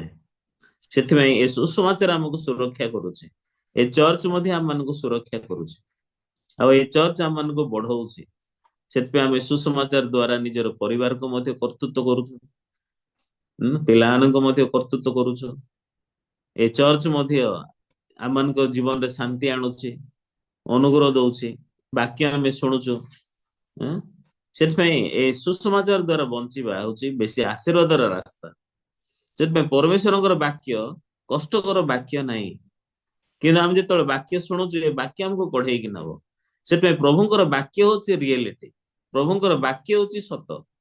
କିନ୍ତୁ ଶୈତାନ ଆମକୁ ଠକୁଛି, ଆମର ଚିନ୍ତା, ଆମର ଫିଲିଂ, ଆମର ଭାବନା। ଆଁ? ଆଉ ଶୈତାନ ଆମକୁ ଠକୁଛି ତୋ ଦ୍ଵାରା, ଆମକୁ ଯୋଉଟା ଭଲ ଦେଖା ଯାଉଛି ତୋ ଦ୍ଵାରା ଠକୁଛି। କିନ୍ତୁ ବାଇବଲର ମୂଳ ବିଷୟ କଣ? ମୂଳ ବିଷୟ ହଉଛି ଆମେ ଅବିରତ ମନ୍ଦ, ପାପର ମଞ୍ଜି ଦ୍ଵାରା ଆମେ ଜନ୍ମ ହେଇଛୁ, ଆମେ ଦୁଷ୍ଟତାର ମଞ୍ଜି ଆମେ। ସେଥିପାଇଁ ପୁନର୍ଜନ୍ମ ନ ପାଇଲେ ଈଶ୍ୱରଙ୍କ ରାଜ୍ୟ ଦେଖିପାରିବ ନାହିଁ। ତେବେ ମଣିଷର ହୃଦୟରେ ପବିତ୍ରତା କିଛି ନାହିଁ, ମଣିଷର ହୃଦୟ ଭିତରେ କିଛି ଭଲ ଜିନିଷ ନାହିଁ। ଆମର ହୃଦୟ ହଉଛି ଅବିରତ ମନ୍ଦ, କଦର୍ଯ୍ୟ। ସେଥିପାଇଁ ଆମେ ଯୀଶୁଙ୍କୁ ବିଶ୍ୱାସ କଲୁ, ଆଉ ଯୀଶୁଙ୍କ ଦ୍ଵାରା ଆମର ପାପ ଧୁଆଗଲା, ଆଉ ପ୍ରଭୁଙ୍କ ଧାର୍ମିକତା ଆମ ମାନଙ୍କର ହୃଦୟରେ ଆସିଲା। ସେଥିପାଇଁ ଆମକୁ ପ୍ରଭୁ ଧାର୍ମିକ ପବିତ୍ର କରିଛନ୍ତି। କିନ୍ତୁ ଆମର ସମସ୍ତଙ୍କର ହୃଦୟ ହଉଛି ସମାନ, ଆମେ ହଉଛୁ ଅବିରତ ମନ୍ଦ। ସେଥିପାଇଁ ପ୍ରଥମରେ ଆମେ କଣ ବିଶ୍ୱାସ କଲୁ? ଆମେ ଅବିରତ ମନ୍ଦ, ଆମେ କେବେ ଭଲ କରିପାରିବ ନାହିଁ, ବ୍ୟବସ୍ଥା ପାଳନ କରିପାରିବ ନାହିଁ, ଆମେ ନିଜକୁ ଉଦ୍ଧାର କରିପାରିବ ନାହିଁ। ସେତେବେଳକୁ ଆମେ ଯୀଶୁ ସେଥିପାଇଁ ମୋ ପରି ନିରୁପାୟରେ ଥିବା ଲୋକ ପାଇଁ, ପାପୀ ପାଇଁ ଏ ଜଗତକୁ ଆସିଲେ, ପାପ ବହନ କଲେ, ଆଉ ମତେ ଧାର୍ମିକ କଲେ, ମତେ ପବିତ୍ର କଲେ, ଈଶ୍ୱରଙ୍କର ସନ୍ତାନ କଲେ। କିନ୍ତୁ ମୋ ଠାରେ କିଛି ଉତ୍ତମ ଜିନିଷ ନାହିଁ, ସେଥିପାଇଁ ଆମେ ଯୀଶୁଙ୍କୁ ବିଶ୍ୱାସ କରୁଛୁ। ଆମ ପାଖରେ ଉତ୍ତମତା ନାହିଁ, ସେଥିପାଇଁ ଆମେ ଯୀଶୁଙ୍କୁ ବିଶ୍ୱାସ କରୁଛୁ। ସେଥିପାଇଁ ଆମେ ଜଣେ ଲୋକ ଯିଏ କି ଆମ ପାଖରେ କିଛି ଭଲ ଜିନିଷ ନାହିଁ, ଆମର ଉତ୍ତମତା ହଉଛି ଅଶୁଚି ବସ୍ତ୍ର ପରି। ଆମେ ଯଦି ବାଇବଲ ଦେଖିବା, ସେ ବାକ୍ୟ ଆସନ୍ତୁ, ଯିଶାୟ ପୁସ୍ତକ ଟିକେ କାଢନ୍ତୁ, ସେଠି କଣ ଲେଖା ହେଇ ଦେଖିବା। 64 ପର୍ବର 6 ପଦ, 64 ଯିଶାୟ ପୁସ୍ତକ। କାରଣ ଆମ୍ଭେମାନେ ସମସ୍ତେ ଅଶୁଚି ଲୋକ ତୁଲ୍ୟ ହୋଇଅଛୁ, ଓ ଆମ୍ଭମାନଙ୍କର ଧର୍ମ କର୍ମ ସବୁ ଅଶୁଚି ବସ୍ତ୍ର ତୁଲ୍ୟ ଅଟେ। ଆମେ ସମସ୍ତେ ପତ୍ର ତୁଲ୍ୟ ଜୀର୍ଣ୍ଣ ହୋଇଅଛୁ। ଏ ବାକ୍ୟକୁ ମନେ ରଖିଥାନ୍ତୁ, ଆମେ ପତ୍ର ତୁଲ୍ୟ ଜୀର୍ଣ୍ଣ ହୋଇଅଛୁ ଲେଖା ହେଇଛି। ହୁଁ? ତ ଆଉ ଲେଖା ହେଇଛି, ଆଉ ଆମ୍ଭମାନଙ୍କର ଅପରାଧ ସବୁ ବାୟୁ ପରି ଆମ୍ଭମାନଙ୍କୁ ଉଡାଇ ନିଏ ଲେଖା ହେଇଛି। ତ ଆମେ ପତ୍ର ପରି ଜୀର୍ଣ୍ଣ ହେଇଛୁ, ବାୟୁ ବାୟୁ ଆମକୁ ଉଡାଇକି ନଉଛି। ପତ୍ର ଯେମିତି ସୁନ୍ଦର ଦିଶୁଛି, ଗଛର ଝଡିଲେ କଣ ହବ? ବାୟୁ ତାକୁ ଉଡେଇକି ନଉଛି। ତ ଗୋଟେ ଜାଗାରେ ପତ୍ର ଯଦି ପବନ ଯଦି ହେଲେ କଣ ହବ? ସବୁ ପତ୍ର ଉଡୁଛି ତା ସାଙ୍ଗରେ। ଗୋଟେ ଜାଗାରେ ପତ୍ର ଆମେ ଜମା କରୁଛୁ, ଜାଳୁଛୁ। ହଁ, ଆଜିକାଲି ନିଜ ଘର ବାହାରେ ଦେଖିଲେ ପତ୍ର ବେଶୀ ଝଡୁଥିବ, ଧୀରେ ଧୀରେ ଶୀତ ବେଶୀ ହବ। ହଁ, ଗଛର ପତ୍ର ଯାକ ସବୁ ଝଡିବାକୁ ଆରମ୍ଭ ହବ, ପରେ ଖରା ମାସ ଆସିବ। କିନ୍ତୁ ଶୀତ ଦେଶରେ ଶୀତ ଆଇବା ପୂର୍ବରୁ ପତ୍ର ଝଡିଯିବ। ଆମର ଖରା ଆରମ୍ଭ ହେଲା ବେଳକୁ ପତ୍ର ଝଡିବାଟା ଆରମ୍ଭ କରିବ। କୋରିଆରେ ଗଛ ମାନଙ୍କରେ ସେପ୍ଟେମ୍ବର ଅକ୍ଟୋବର ଯେତେବେଳେ ଆସିଲେ ସବୁ ଗଛର ପତ୍ର ଯାକ ଝଡିଯିବ। ଆଉ ଯେତେବେଳେ ଜଙ୍ଗଲରେ ଥିବ ସେତେବେଳେ ଚାଲିଲେ ଆଁ କେମିତି ସାଉଣ୍ଡ ଆସିବ? ପତ୍ର ଗୁଣ୍ଡ ହବା ସାଉଣ୍ଡ ଆସିବ। ଲୋକମାନେ ଆସିକି ପତ୍ର ସଫା କରିବେ। ଆମର ଧାର୍ମିକତା ହଉଛି ଅଶୁଚି ବସ୍ତ୍ର ବୋଲି ଲେଖା ହେଇଛି। ଆମର ଧର୍ମ କର୍ମ ଅଶୁଚି ବସ୍ତ୍ର ତୁଲ୍ୟ, ଆମେ ପତ୍ର ତୁଲ୍ୟ ଜୀର୍ଣ୍ଣ ହେଇଛୁ। ବାୟୁ ଯେ ଆମମାନଙ୍କର ଅପରାଧ ଆମମାନଙ୍କୁ ବାୟୁ ପରେ ଉଡାଇ ନଉଛି ଲେଖା ହେଇଛି। ସେଥିପାଇଁ ବାୟୁ ଯେମିତି ଉଡଉଛି, ସେମିତି ଆମମାନଙ୍କର, ଆମେ ହଉଛୁ ଉଡିଯିବା ଲୋକ, ଆମେ ନିଜକୁ କଣ୍ଟ୍ରୋଲ କରିପାରିବା ଲୋକ ନାହିଁ। ସେଥିପାଇଁ ଅପରାଧ ପବନ ପରି ଆସିଲେ, ପବନ ସାମ୍ନାରେ ପତ୍ରର କିଛି ଶକ୍ତି ନାହିଁ। ସେଥିପାଇଁ ପାପ, ଅପରାଧ ଆଁ ଆମକୁ ଉଡେଇ ନଉଛି, ସେମିତି ଆମେ ଉଡିକି ପଳେଇ ଯିବା ଲୋକ। କିନ୍ତୁ ବାଇବଲରେ ଆଜି ଆମେ କଣ ପଢିଲୁ? ଆସନ୍ତୁ ଦେଖିବା ସମସ୍ତେ ଭଲରେ ବାଇବଲ ଦେଖନ୍ତୁ। ଆମେ ପଢିଲୁ ଆଜି ରୋମିଓ ପୁସ୍ତକ 6 ପର୍ବର ବାକ୍ୟ 11 ପଦରୁ 14 ପଦ ପଢିଲୁ। ତ 14 ପଦରେ କଣ ଲେଖା ହେଇଛି? ରୋମିଓ ପୁସ୍ତକ 6 ପର୍ବ, ସମସ୍ତେ କାଢନ୍ତୁ ଏଠି। 6 ପର୍ବରେ 11 ପଦରୁ 14 ପଦ ବାକ୍ୟ ପଢିଲୁ। ତ ଏଇ ଜାଗାରେ 14ରେ ଲେଖା ହେଇଛି, କାରଣ ପାପ ତୁମମାନଙ୍କ ଉପରେ କର୍ତ୍ତୃତ୍ୱ କରିବ ନାହିଁ। ବାଇବଲ କହୁଛି ପାପ କର୍ତ୍ତୃତ୍ୱ କରିବ ଲେଖା ହେଇଛି ନା କର୍ତ୍ତୃତ୍ୱ କରିବ ନାହିଁ ଲେଖା ହେଇଛି? କର୍ତ୍ତୃତ୍ୱ କରିବ ନାହିଁ। ଯେଣୁ ତୁମ୍ଭେ ମାନେ ବ୍ୟବସ୍ଥାର ଅଧୀନ ନୁହଁ, ମାତ୍ର ଅନୁଗ୍ରହର ଅଧୀନ ଅଟ ଲେଖା ହେଇଛି। ସେ ଅନୁଗ୍ରହର ଅଧୀନ ଥିବା ଲୋକମାନେ ପାପ ଦ୍ଵାରା କର୍ତ୍ତୃତ୍ୱ ହେବେ ନା କର୍ତ୍ତୃତ୍ୱ କରାଯିବେ ନାହିଁ? କାରଣ ପାପ ତୁମମାନଙ୍କ ଉପରେ କର୍ତ୍ତୃତ୍ୱ କରିବ ନାହିଁ ଲେଖା ହେଇଛି। ତାହେଲେ ଆମେ ପାପର ଦାସ ନାହିଁ। କାହିଁକି ପାପର ଦାସ ନାହିଁ? ଯେହେତୁ ଆମେ ଅନୁଗ୍ରହର ଅଧୀନରେ ଅଛୁ, ଆମେ ବ୍ୟବସ୍ଥାର ଅଧୀନରେ ନହଉ। ପାପ ତୁମମାନଙ୍କ ଉପରେ କର୍ତ୍ତୃତ୍ୱ କରିବ ନାହିଁ। ଖାଲି ପାପ କର୍ତ୍ତୃତ୍ୱ କରିବ ନାହିଁ କି ହତାଶ ବି କର୍ତ୍ତୃତ୍ୱ କରିବ ନାହିଁ। ବୁଝିପାରିଲେ କି? ପରିସ୍ଥିତି କର୍ତ୍ତୃତ୍ୱ କରିବ ନାହିଁ, ହଇରାଣ କର୍ତ୍ତୃତ୍ୱ କରିବ ନାହିଁ, ଜଞ୍ଜାଳ କର୍ତ୍ତୃତ୍ୱ କରିବ ନାହିଁ, ରୋଗ କର୍ତ୍ତୃତ୍ୱ କରିବ ନାହିଁ, ଶାସନ କରିବ ନାହିଁ, ଚାପ ପକେଇବ ନାହିଁ, ଅଭାବ କର୍ତ୍ତୃତ୍ୱ କରିବ ନାହିଁ, ଚିନ୍ତା କର୍ତ୍ତୃତ୍ୱ କରିବ ନାହିଁ। ହୁଁ ଆବଶ୍ୟକୀୟ ଜିନିଷ ଆମକୁ କର୍ତ୍ତୃତ୍ୱ କରିବ ନାହିଁ। କାହିଁକି? ଆମେ ବ୍ୟବସ୍ଥାର ଅଧୀନରେ ନହଉ, ମାତ୍ର ଅନୁଗ୍ରହର ଅଧୀନରେ ଅଛୁ ଲେଖା ହେଇଛି। ସେଥିପାଇଁ ଆମେ ନିଜକୁ ଦେଖିଲେ ଆମେ ବ୍ୟବସ୍ଥାର ଅଧୀନରେ। ବ୍ୟବସ୍ଥା ଲୋକକୁ ଜୀବନ ଦବ ନାହିଁ, କେବଳ ଦଣ୍ଡାଜ୍ଞା ଦବ। ବ୍ୟବସ୍ଥା ନିଜକୁ କଣ ଦବ? ଦଣ୍ଡାଜ୍ଞା ଦବ। ଏଠି ଲେଖା ହେଇଛି ରୋମିଓ 4:15 ଦେଖନ୍ତୁ କଣ ଲେଖା ହେଇଛି। ରୋମିଓ ପୁସ୍ତକ 4:15 ଲେଖା ହେଇଛି, କାରଣ ବ୍ୟବସ୍ଥା କ୍ରୋଧ ଜନ୍ମାଏ, କିନ୍ତୁ ଯେଉଁଠାରେ ବ୍ୟବସ୍ଥା ନାହିଁ ସେଠାରେ ବ୍ୟବସ୍ଥା ଲଙ୍ଘନ ମଧ୍ୟ ନାହିଁ। ତ ବ୍ୟବସ୍ଥା କ୍ରୋଧ ଜନ୍ମାଏ ଲେଖା ହେଇଛି। ଆଉ ବ୍ୟବସ୍ଥା କଣ ଜନ୍ମାଏ?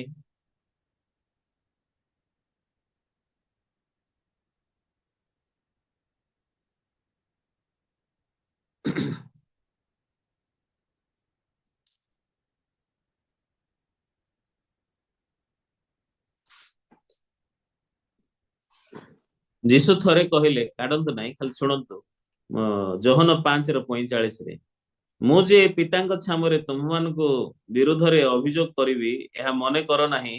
ଯେଉଁ ବ୍ୟବସ୍ଥା ଠାରେ ତୁମ୍ଭେମାନେ ଭରସା ରଖିଅଛ, ମୂଷାଙ୍କ ଠାରେ ଭରସା ରଖିଅଛ, ମୁଁ ଯେ ପିତାଙ୍କ ଛାମରେ ତୁମମାନଙ୍କୁ ବିରୋଧରେ ଅଭିଯୋଗ କରିବି ଏହା ମନେ କର ନାହିଁ। ତାହେଲେ କିଏ କିଏ ବିରୋଧ କରୁଛି ଆମକୁ? କିଏ ଅଭିଯୋଗ କରୁଛି ଆମ ବିଷୟରେ? ଯେଉଁ ମୂଷାଙ୍କ ଠାରେ ତୁମ୍ଭେମାନେ ଭରସା ରଖିଅଛ, ସେ ତୁମମାନଙ୍କ ବିରୁଦ୍ଧରେ ଅଭିଯୋଗ କରୁଅଛି। ତାହେଲେ ବ୍ୟବସ୍ଥା ଆମକୁ ଦୋଷୀ ବନେଇବ। ବୁଝିପାରିଲେ କି? ବ୍ୟବସ୍ଥା କ୍ରୋଧ ଜନ୍ମାଇବ। ବ୍ୟବସ୍ଥା ଆମକୁ ଜୀବନ ଦେଇପାରିବ ନାହିଁ। ସେଥିପାଇଁ ଆମମାନେ ଯେତେବେଳେ ବ୍ୟବସ୍ଥାର ଅଧୀନରେ ଅଛୁ, ଆମେ ବାଧ୍ୟ ହେଇକି ପ୍ରକୃତରେ ଦୋଷୀ ହବୁ, ଧରାଯିବୁ, ନିଜକୁ ଦେଖିବୁ, ହାଲିଆ ହବୁ, ସେ କଣ୍ଡିସନ ପାଇବ ନାହିଁ। କିନ୍ତୁ ପ୍ରଭୁ ଆମମାନଙ୍କୁ ବ୍ୟବସ୍ଥାର ଅଧୀନରେ ରଖିନାହାନ୍ତି। ଆମମାନଙ୍କର ସମସ୍ତ ପାପ ନେଲେ, ବ୍ୟବସ୍ଥାର ସମସ୍ତ ଅଭିଶାପ ନିଜ ଉପରେ ନେଲେ, ଆମକୁ ବ୍ୟବସ୍ଥାର ମୁକ୍ତ କଲେ, ଆମକୁ ଦଣ୍ଡାଜ୍ଞାର ମୁକ୍ତ କଲେ। ସେଥିପାଇଁ ପ୍ରଭୁ ଆମମାନଙ୍କୁ ମୁକ୍ତ କରିଛନ୍ତି। ପ୍ରଭୁ ଆମମାନଙ୍କୁ ପରିତ୍ରାଣ ଦେଇକି ତାଙ୍କର ଆତ୍ମାଙ୍କୁ ଦେଇଛନ୍ତି। ସେଥିପାଇଁ 2 କରନ୍ଥୀୟରେ 3:17 କେମିତି ଲେଖା ହେଇଛି ବାକ୍ୟ ପଢିବା ଆମେ। 2 କରନ୍ଥୀୟ 3:17 ବାକ୍ୟରେ ଦେଖିବା। ଏଠି ଲେଖା ହେଇଛି, ପ୍ରଭୁ ଆତ୍ମା ଅଟନ୍ତି, ଆଉ ଯେଉଁଠାରେ ପ୍ରଭୁଙ୍କ ଆତ୍ମା ସେଠାରେ ସ୍ୱାଧୀନତା ଲେଖା ହେଇଛି। ପ୍ରଭୁ ଆତ୍ମା ଅଟନ୍ତି, ଆଉ ଯେଉଁଠାରେ ପ୍ରଭୁଙ୍କ ଆତ୍ମା ସେଠାରେ ସ୍ୱାଧୀନତା। ତ ପ୍ରଭୁ ଆମମାନଙ୍କୁ ସ୍ୱାଧୀନତା ଦେଇଛନ୍ତି, ତାଙ୍କର ଆତ୍ମା ଆମମାନଙ୍କ ମଧ୍ୟରେ ଅଛନ୍ତି। ତାହେଲେ ଆମେ କାହିଁକି ଧରା ଯିବୁ? କାହିଁକି ପାପ ଆମକୁ କର୍ତ୍ତୃତ୍ୱ କରିବ? ପରିସ୍ଥିତି କାହିଁକି କର୍ତ୍ତୃତ୍ୱ କରିବ? ଆମେ କର୍ତ୍ତୃତ୍ୱ କରାଯିବା ନାହିଁ। ଆମକୁ ପ୍ରଭୁ ସ୍ୱାଧୀନ କରିଛନ୍ତି, ମୁକ୍ତ କରିଛନ୍ତି ପାପରୁ। ଆମେ ଅନୁଗ୍ରହର ଅଧୀନରେ ଅଛୁ, ବିଶ୍ୱାସର ଅଧୀନରେ ଅଛୁ, ପ୍ରଭୁଙ୍କ ଠାରେ ଅଛୁ। ଆମେ ଯୀଶୁଙ୍କ ଠାରେ ଥିବାରୁ ଯୀଶୁ କେବେ ପାପ ଦ୍ଵାରା କର୍ତ୍ତୃତ୍ୱ କରାଯିବେ ନାହିଁ। ଆମ ଚର୍ଚ୍ଚ ମଧ୍ୟ ପାପ ଦ୍ଵାରା, ପରିସ୍ଥିତି ଦ୍ଵାରା କର୍ତ୍ତୃତ୍ୱ ହେଇକି ବଞ୍ଚିବ ନାହିଁ। ଅଭାବ ଦ୍ଵାରା, ସମସ୍ୟାରେ ଧରାଯିବା ଚର୍ଚ୍ଚ ଆମର ଚର୍ଚ୍ଚ ନାହିଁ। ସେଥିପାଇଁ ସୁସମାଚାର ଦ୍ଵାରା ପରିତ୍ରାଣକୁ ଆମ ଜୀବନକୁ ଆଣିଲେ, ମୃତ୍ୟୁକୁ ଲୋପ କଲେ, ଆମକୁ ଅନନ୍ତ ଜୀବନ ଦେଲେ, ହଁ କି ନାହିଁ? ତାହେଲେ ଆମମାନେ ସୁସମାଚାର ଥିବା ଲୋକମାନେ କେମିତିକାର ଲୋକମାନେ? ଆମେ ଯୀଶୁଙ୍କ ଠାରେ ଅଛୁ। ସେଥିପାଇଁ ପାପ କର୍ତ୍ତୃତ୍ୱ କରିବ ନାହିଁ। ରୋମିଓ ପୁସ୍ତକ 6 ଆଉ ଥରେ 14 ସେ ରୋମିଓ ପୁସ୍ତକ 6 ପର୍ବରେ ଏଠି 11-14 ଭିତରେ କଣ ଲେଖା ହେଇଛି? ଏଠି ଲେଖା ହେଇଛି 11ରେ,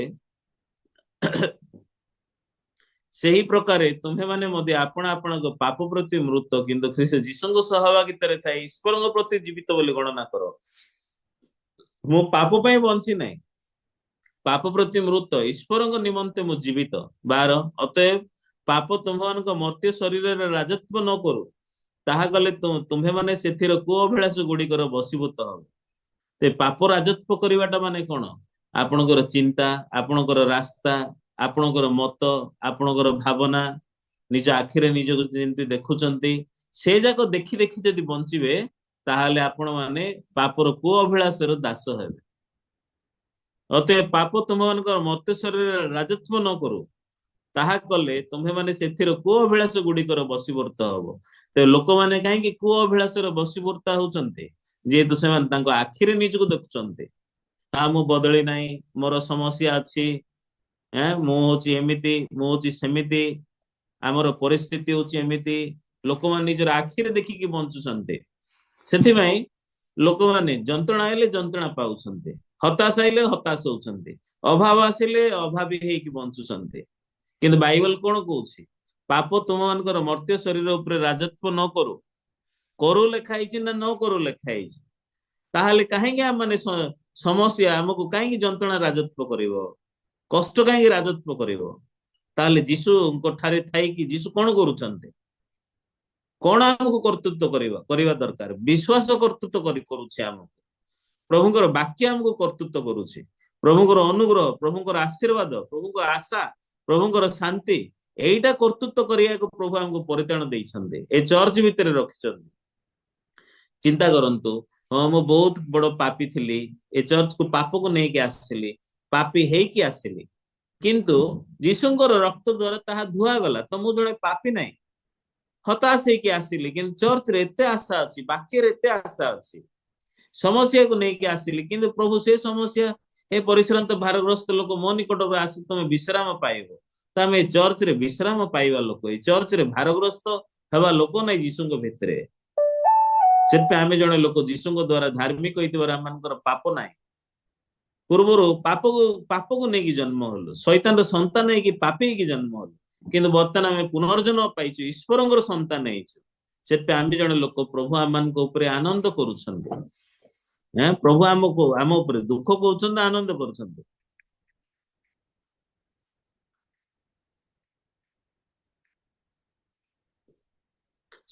प्रभु जीशुଙ୍କର रक्त द्वारा से आम को देखुं आम वाक्य गोटे देखा सिफोनियो पुस्तक 3 पर्वर 17 पद वाक्य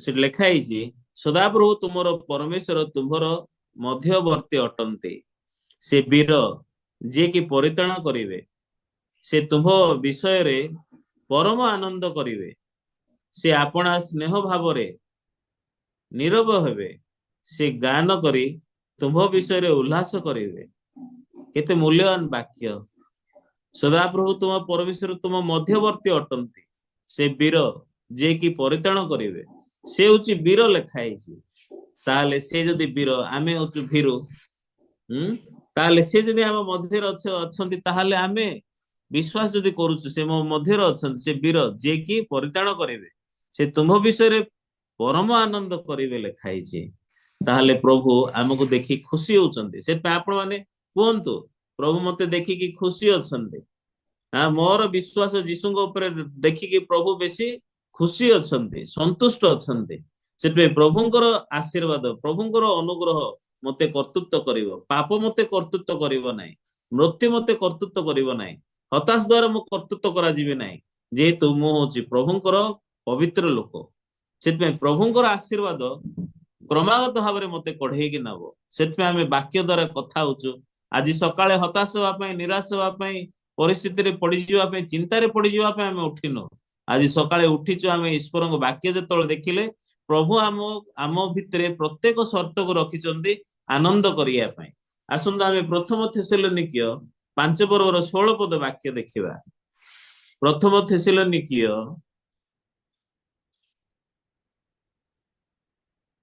5 पर्वर 16 पद वाक्य एट लिखाई सर्वदा आनंद कर निरंतर प्रार्थना कर सर्वदा आनंद कर निरंतर प्रार्थना कर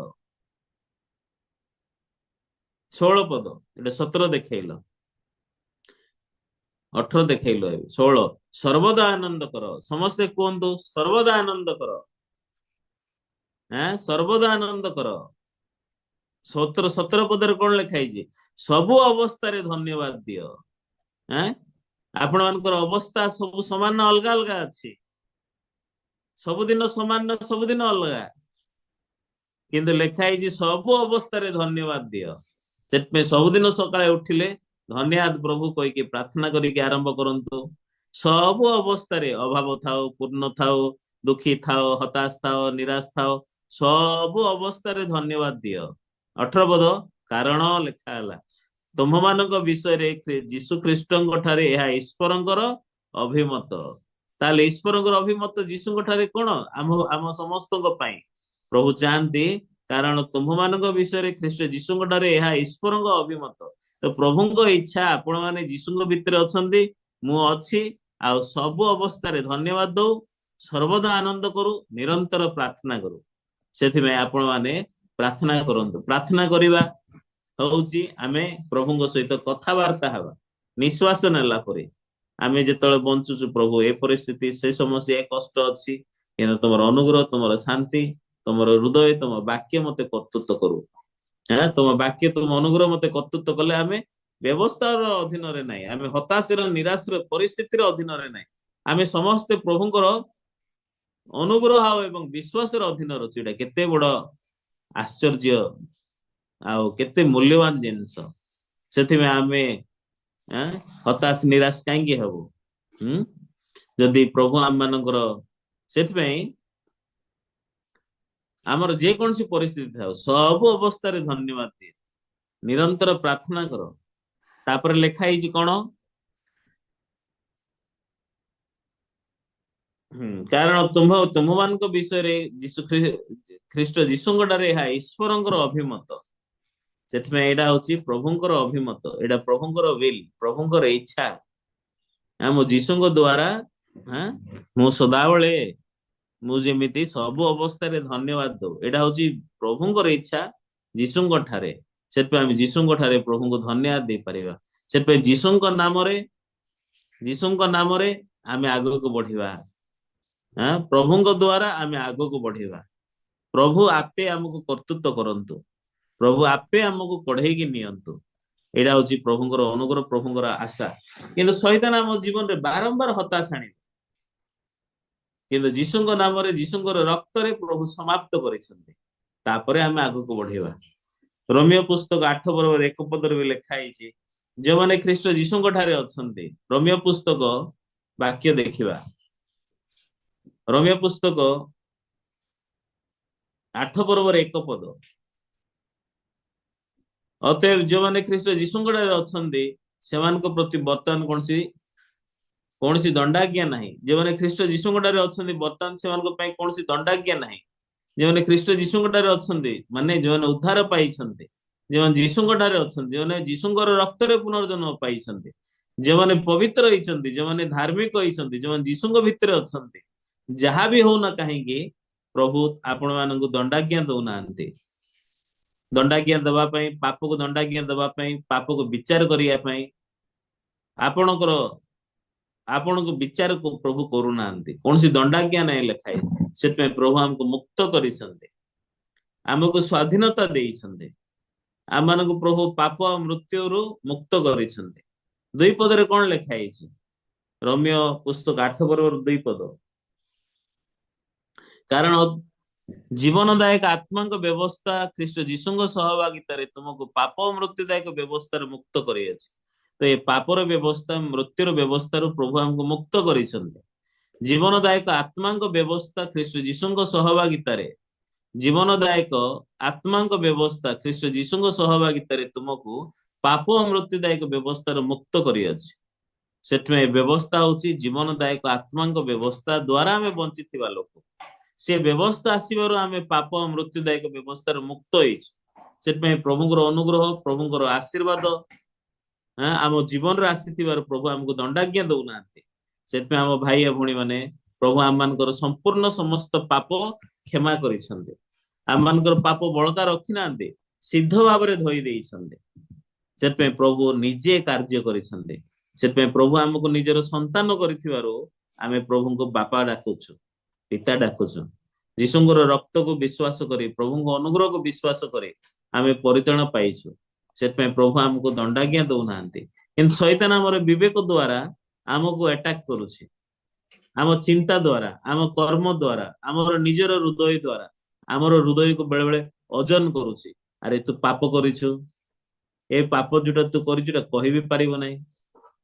ତୁ ଏଇଟା ପାପ କ୍ଷମା ମାଗିବା ଦରକାର, ପାପ ସ୍ୱୀକାର କରିବା ଦରକାର। ସକାଳକୁ ତୁ ଯା, ପ୍ରାର୍ଥନା କରେ। ରହିଯାଇଛି ତୋର ପାପ, ତୁ ଜୋର ଜୋର ସେ କାନ୍ଦିବା ଦରକାର। ହୁଁ କିନ୍ତୁ ସେ ଲୋକମାନେ ବିଶ୍ୱାସ କରୁନାହାନ୍ତି ଯୀଶୁଙ୍କର ରକ୍ତକୁ, ଯେ ଯୀଶୁଙ୍କର ରକ୍ତ ଯଥେଷ୍ଟ, ଯୀଶୁ ସବୁ କରିଛନ୍ତି। ଶୈତାନ କହିବ ତୋର ବିବେକ କଣ କହୁଛି? ତୋର ହୃଦୟରେ ଦୋଷୀ ଲାଗୁନି ତତେ?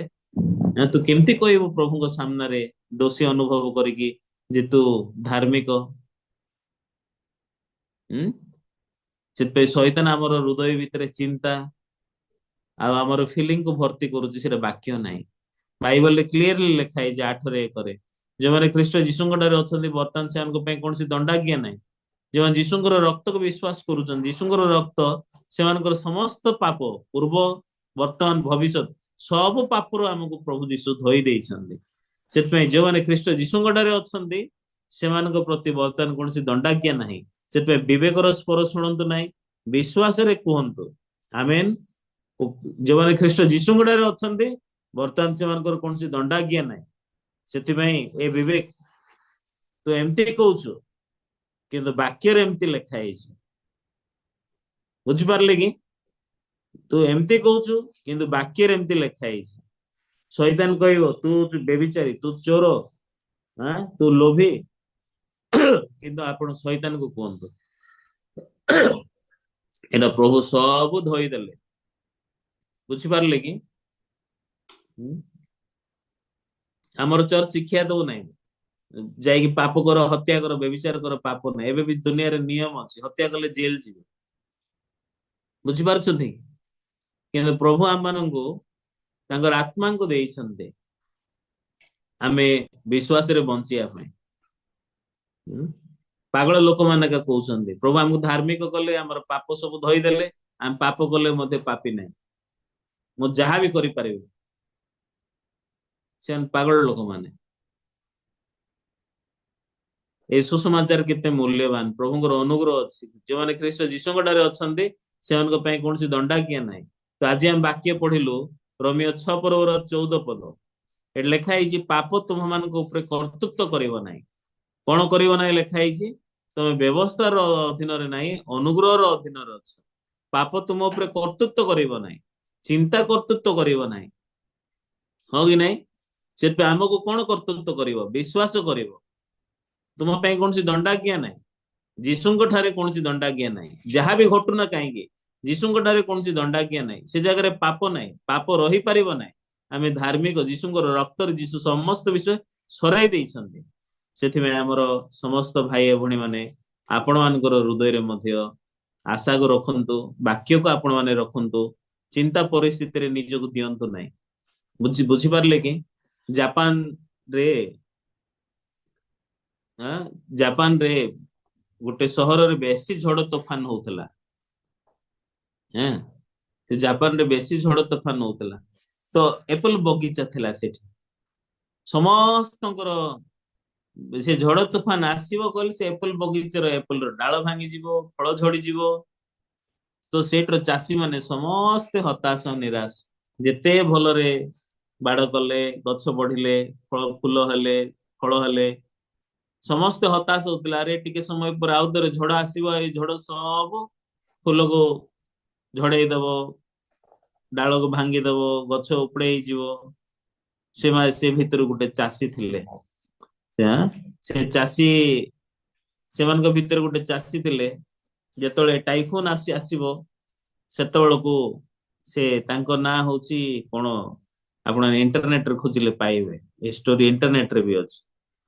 ତ 90% ଲୋକଙ୍କର ଗଛ ସବୁ ବଗିଚାରେ ଭାଙ୍ଗିଯିବ।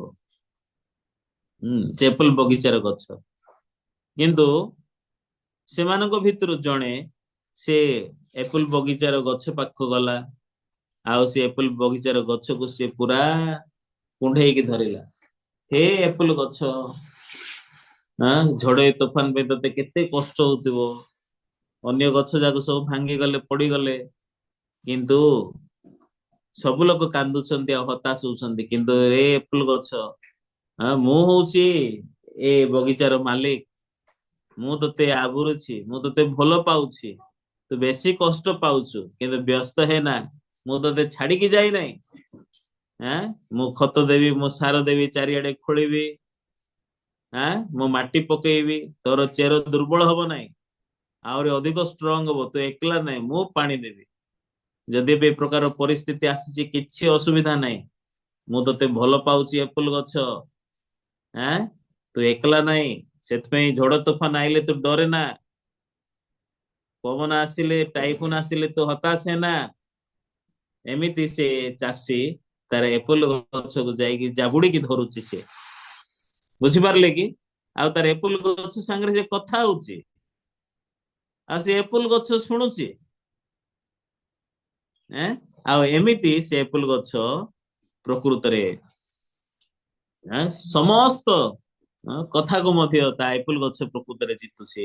ସେଥିପାଇଁ ଆମର ଜୀବନରେ ମଧ୍ୟ ଭାଇ ଓ ଭଉଣୀ ମାନେ ଏ ଏପଲ ଗଛକୁ ଆବରିଲା ପରି ପ୍ରଭୁ ଆମକୁ ଆବୁରୁଛନ୍ତି। ପ୍ରଭୁ ତାଙ୍କର ବାକ୍ୟକୁ ଆମକୁ ଦଉଛନ୍ତି, ବୁଝିପାରିଲେ କି? ସେଥିପାଇଁ ପ୍ରଭୁ ଆମକୁ ଆବୁରିଛନ୍ତି, ପ୍ରଭୁ ଆମ ମାନଙ୍କୁ ଧରିଛନ୍ତି। ସେଥିପାଇଁ ଏପଲ ଗଛ ଯେତେବେଳେ ଝଡ ତୋଫାନ ଆସିଲା ହେଲେ ବି ସେ କେବେ ନିଜକୁ ଏକଲା ମନେ କଲା ନାହିଁ, କିନ୍ତୁ ସେ ସଦାବେଳେ କହିଲା ମୋର ମାଲିକ ମୋ ସାଙ୍ଗରେ ଅଛନ୍ତି। ହୁଁ ତ ମୋର ମାଲିକ ମୋ ସାଙ୍ଗରେ ଅଛନ୍ତି, ସେଥିପାଇଁ କିଛି ଅସୁବିଧା ନାହିଁ। ସେଥିପାଇଁ ଯଦି ବି ଏ ପ୍ରକାର ପରିସ୍ଥିତି ଆସିଲା, କିନ୍ତୁ ତାର ହୃଦୟ ଭିତରେ ଏପଲ ଗଛ, ଝଡ ତୋଫାନ ଆସିଲା କିନ୍ତୁ ସବୁ ଗଛର ଫଳ ଝଡିଗଲା, ଆର ଗଛର ଫଳ ଝଡିଲା ନାହିଁ।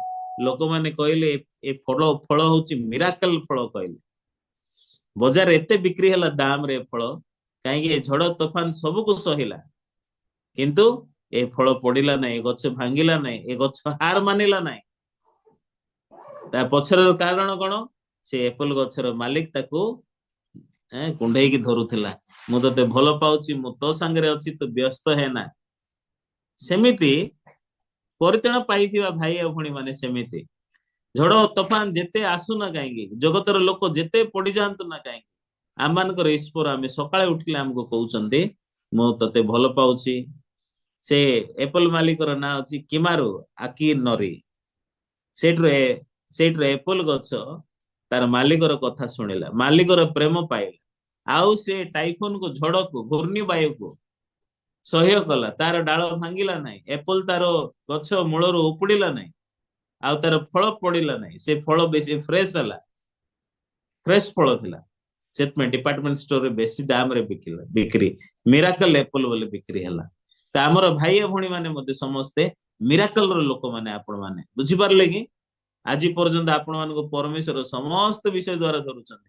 ତ ଆପଣଙ୍କୁ ଯିଏ ଖାଇବ ସେ ବେଶୀ ସ୍ୱାଦ ପାଇବ ନା? ଆପଣଙ୍କୁ ଖାଇଲେ ଅନ୍ଧକାର ହେଇଯିବ ଲୋକ, ଆପଣଙ୍କୁ ଖାଇଲେ ଲୋକ ଅନ୍ଧକାର ହେବେ, ହତାଶ ହେବେ, ନିରାଶ ହେବେ, ନା ଆପଣଙ୍କୁ ଖାଇଲେ, ଆପଣଙ୍କୁ ଭେଟ ହେଲେ, ବା ଏମିତି ଲୋକକୁ ମୁଁ କେବେ ଭେଟ ହେଇନାହିଁ। ଆଁ ଆଙ୍କର ବାକ୍ୟରେ, ଆଙ୍କର ସାକ୍ଷ୍ୟରେ, ଆଙ୍କର ହୃଦୟରେ ଯାହା ଅଛି, ତୋ ଦ୍ଵାରା ମୋର ଚିନ୍ତା ବଦଳିଗଲା, ମୋର ହୃଦୟ ବଦଳିଗଲା, ମୁଁ ପରିତ୍ରାଣ ପାଇଲି, ରାସ୍ତା ପାଇଲି, ସମସ୍ୟା ପାଇଲି। ଆପଣଙ୍କୁ ଲୋକମାନେ ଭେଟ ହେଲେ କେମିତି ପାଇବେ? ସ୍କ୍ରିନରେ ବାକ୍ୟ ଟିକେ ଦେଖାନ୍ତୁ। ଆଉ ସମସ୍ତେ ଭଲରେ ପ୍ରାକ୍ଟିସ ବି କରନ୍ତୁ, ପ୍ରିପାରେସନ ମଧ୍ୟ ହୃଦୟ ଢାଳିକି ସବୁ କରିବା। ଧନ୍ୟବାଦ ସମସ୍ତଙ୍କୁ। ପୁସ୍ତକ 8 ପର୍ବର 6 ପଦ। କାରଣ ଶାରୀରିକ ଭାବ ମୃତ୍ୟୁଜନକ, କିନ୍ତୁ ଆତ୍ମିକ ଭାବ ଜୀବନ ଓ ଶାନ୍ତି ଜନକ। For to be carnally minded is death, but to be spiritual minded is life and peace ଲେଖା ହେଇଛି। ଆତ୍ମିକ ମନ ହଉଛି ଜୀବନ ଶାନ୍ତିଦାୟକ। ତ ଆପଣ ବାଛନ୍ତୁ, ଶାରୀରିକ ମନ ବାଛିବେ ନା ଆତ୍ମିକ ମନ ବାଛିବେ? ପ୍ରଭୁ ଆମକୁ ଫ୍ରି ୱିଲ ଦେଇଛନ୍ତି। ଆତ୍ମିକ ମନ ବାଛିଲେ ଜୀବନ ଆଉ ଶାନ୍ତି, ଆଉ ବାକ୍ୟକୁ ବିଶ୍ୱାସ କରିବୁ, ତାର ଆଶୀର୍ବାଦ ପାଇବୁ। ଶାରୀରିକ ମନ ବାଛିଲେ କଣ ଲେଖା ହେଇଛି? କାରଣ ଶାରୀରିକ ଭାବ ମୃତ୍ୟୁଜନକ ଲେଖା ହେଇଛି। ସେଥିପାଇଁ ଆମେ ହଇରାଣ ହବୁ, ଆମେ ଅଭିଶପ୍ତ ହବୁ। ହଁ କି ନାଇଁ? ଦୁଇଟା ଭିତରୁ କୋଉଟା ବାଛିବ? ଅଭିଯୋଗ କରିବା ନା ଗୀତ ଗାଇବା? 7 ପଦରେ କଣ ଲେଖା ହେଇଛି? जेणु शारीरिक भाव ईश्वर विरोध में शत्रुता कारण ता ईश्वर व्यवस्थार बसीभूता नुहे पुणी बसीभूत हवा असंभव लिखाई जेणु शारीरिक भाव ईश्वर विरोध में शत्रुता लिखाई से शारीरिक मन हूँ मृत्युजनक ईश्वर विरोध में शत्रुता से जड़े शत्रु केमती प्रभु को विश्वास करिवो आमे चिंता रखिले आमे शत्रु हवा चिंता रखिले आमे प्रभु को विश्वास करि परिबा नाही चिंता रखिले प्रभु मो पापी जीसु पाप धोई देलेनी ताहांको बहुमूल्य रक्त रे किंतु आमे पापी कहले से प्रभुଙ୍କର शत्रु हबो सेथि में आम माने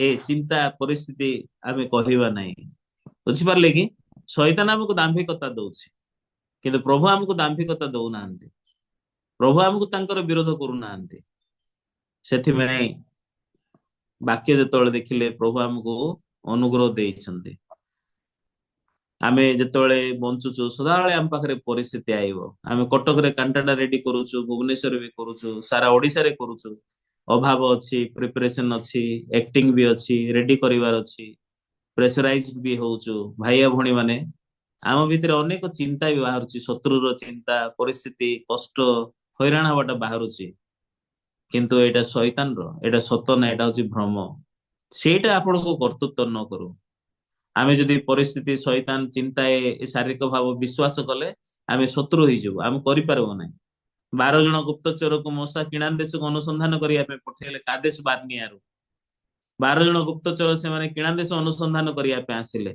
प्रभु तांको कोन बोली कहले ए देश होची दुग्ध मधु प्रवाही देश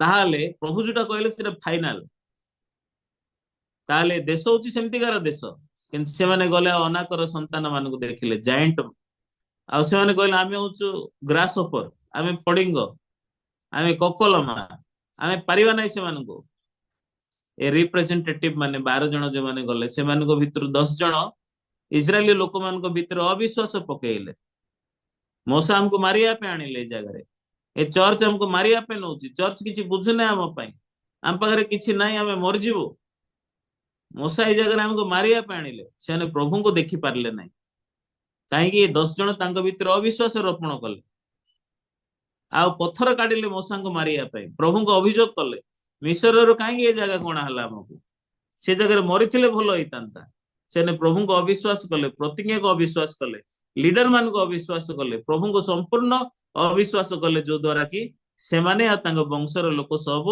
प्रांतर रे मरिले किंतु 12 जण को भितर 2 जणकर भलो साक्ष्य अछि तांकर साक्ष्य केवल तांकर कथा वाक्य विश्वास रे परिपूर्ण से माने किए जिहसिया और कालेब आपणकर साक्ष्य भी हताश निराश हेई पारबो नै मरिबो हालिया कष्ट ना आपण मानकर साक्ष्य नाही प्रभु वाक्य रे कहिछन हमें पारिबा एक्टिंग भी पारिबा ऑफरिंग भी पारिबा कांटाडे भी करि पारबा ए 2 जण कोन बोली कहले समस्त मंडली को ए सेमानकर प्रोटेक्शन गलानी तांको प्रोटेक्शन करिवा लोक किए नाही से माने होचंदी हम मानकर खाद्य ए मानकर कथा केते रिफ्रेश्ड कथा हो कि नहीं ए 10 जण को प्रभु मारी दवा पे चाहिए तुरंत किंतु मोसा प्रार्थना कले सतरे से माने मिस्र को फेरी जीवा पे चाहुतिले किंतु से माने 40 वर्ष रे मोर प्रांत रे मरी गले जोशुआ और कालेब से माने किणा देश अनुसंधान कले 40 दिन देश निरीक्षण कलो सेमति तमे मोर प्रांत रे 40 दिन 40 वर्ष एक्सपीरियंस करिवो मोसा और जिहसिया और कालेब कहले तांकर सुरक्षा से मानगडो चाली गलानी किए आउ तांको बंचेई पारिबो नाही से माने होचंदी आमानकर खाद्य प्रभु ए देश हमको देइछन्ते आमे युद्ध को जदी जीवा निश्चय जितिबा काले शारीरिक चिंता परिस्थिति जोटा असंभव लागुछि सेटा ग्रहण कला नै आपण माने मध्ये शारीरिक चिंता परिस्थिति को ग्रहण करंत नै काले परि जिहसिया परि परिस्थिति हमको परास्त करिवो नै प्रभु को वाक्य जीसु को वाक्य द्वारा परिस्थिति को धक्का मारिकी आमे परिस्थिति को समस्या को कर्तृत्व करिवो शैतान तो मिछ कहउछु शैतान रे मिछ को वाक्य द्वारा आपण समस्ते काटी दियंतु एटा वाक्य नै एटा भय तोर भय आमे सुनिबो नै बुझी पारले कि आउ समय भी हला सेत पे एति कहबी आउरी आउरी केतळ समय मिलले आउ अलगा वाक्य भी देखिबा। आसंतु प्रार्थना करिबा।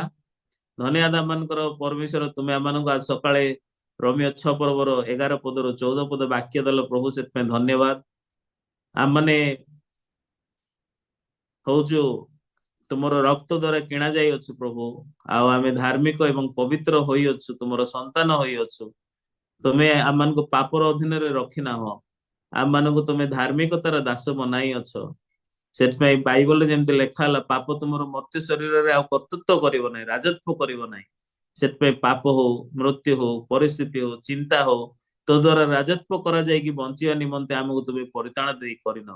किंतु जीशुंकर प्रभुंकर आत्मांक द्वारा प्रभु तुमे आम मानू उद्धार करियछ, एवं तुमे आम मानक आत्मिक जीवन बंचिया पई मंडली द्वारा बनाओ अछ।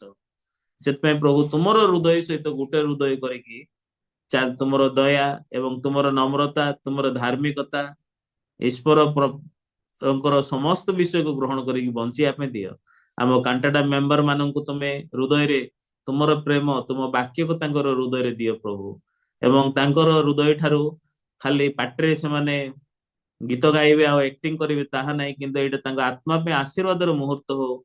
वाक्य सुनिबा, प्रभुंकर हृदय ग्रहण करिबा, निजर चिंता निजर रास्तार प्रभुंक निकट को फेरी आसी दया पाई क्षमा पाई मंडली रे से माने जेपरि विश्वासी भाबरे आ शिखिकी से माने बढ़िबे, एवं आम मानकर मंडली रो भविष्यत रे से माने होचंदे लीडर माने। एई प्रकार भाबरे हमर प्रत्येक कांटाटा टीम को तुमे आशीर्वाद करो। तांकर हृदय रे तुम सम्मुख रे छिड़ा हेकी जियोसिया और कालेब परी चिंता करि पारिया निमंते तांको तुमे बनाओ। सेतपई प्रभु तुमे आम मान को समस्त आवश्यक विषय तुमे जोगेई दियो प्रभु। कांटाटा जेतळे आमे करूछु, गुडाई टंका भी अनेक टंकार प्रस्तुति भी अछि। आ प्रभु आमे आम आखिरे देखिले एटा होची भार, आम आखिरे देखिले एटा बहुत बड़ बोझ, किंतु बाक्य जेतळे देखिले तुमे कहूछु मोर ज्वाली तुम उपरे घेन, ए होची उश्वास आ सहज। सेतपई प्रभु तुम वाक्य जेमति कहूची उश्वास सहज, आम मानक मध्ये सेई प्रकार भाबरे एहा होची उश्वास, एहा होची सहज। चिंता कहिया पई, परिस्थिति कहिया पई, हताश कहिया पई, निराश कहिया पई प्रभु तुमे हमको चर्च रे रखी ना हो, तुमे हमको पास्टर बनाई ना हो, तुमे हमको एल्डर की डिकन बनाई ना हो। सेतपई प्रभु तुम सपक्ष रे छिड़ा होई तुम वाक्य को कहि पारिया निमंते, एवं ए मंडली को परिस्थिति समस्या असुविधा अभाव जहां भी थाउ ना कहीं ता विरोध रे जाई कि आम माने विजयर जीवन भाबरे बंचिया निमंते आम समस्त मंडली प्रभु तुमे अनुग्रह दियो। आज मध्य तुमे अनुग्रह देल मॉर्निंग सर्विस पई, से धन्यवाद। शुणिथिबा वाक्य द्वारा आम हृदय रे क्रमागत भाबरे नुआ हृदय जाक जागृत करो। आजिर दिन रे मध्य तुम अनुग्रह तुम दया द्वारा जेपरि आम माने बंची पारियो प्रभु, से भली भाबरे तुमे दया करो। समस्त विषय तुम हस्ତରେ देई यीशुଙ୍କ नाम रे प्रार्थना मागु अछि, आमेन। समस्त को नमस्कार।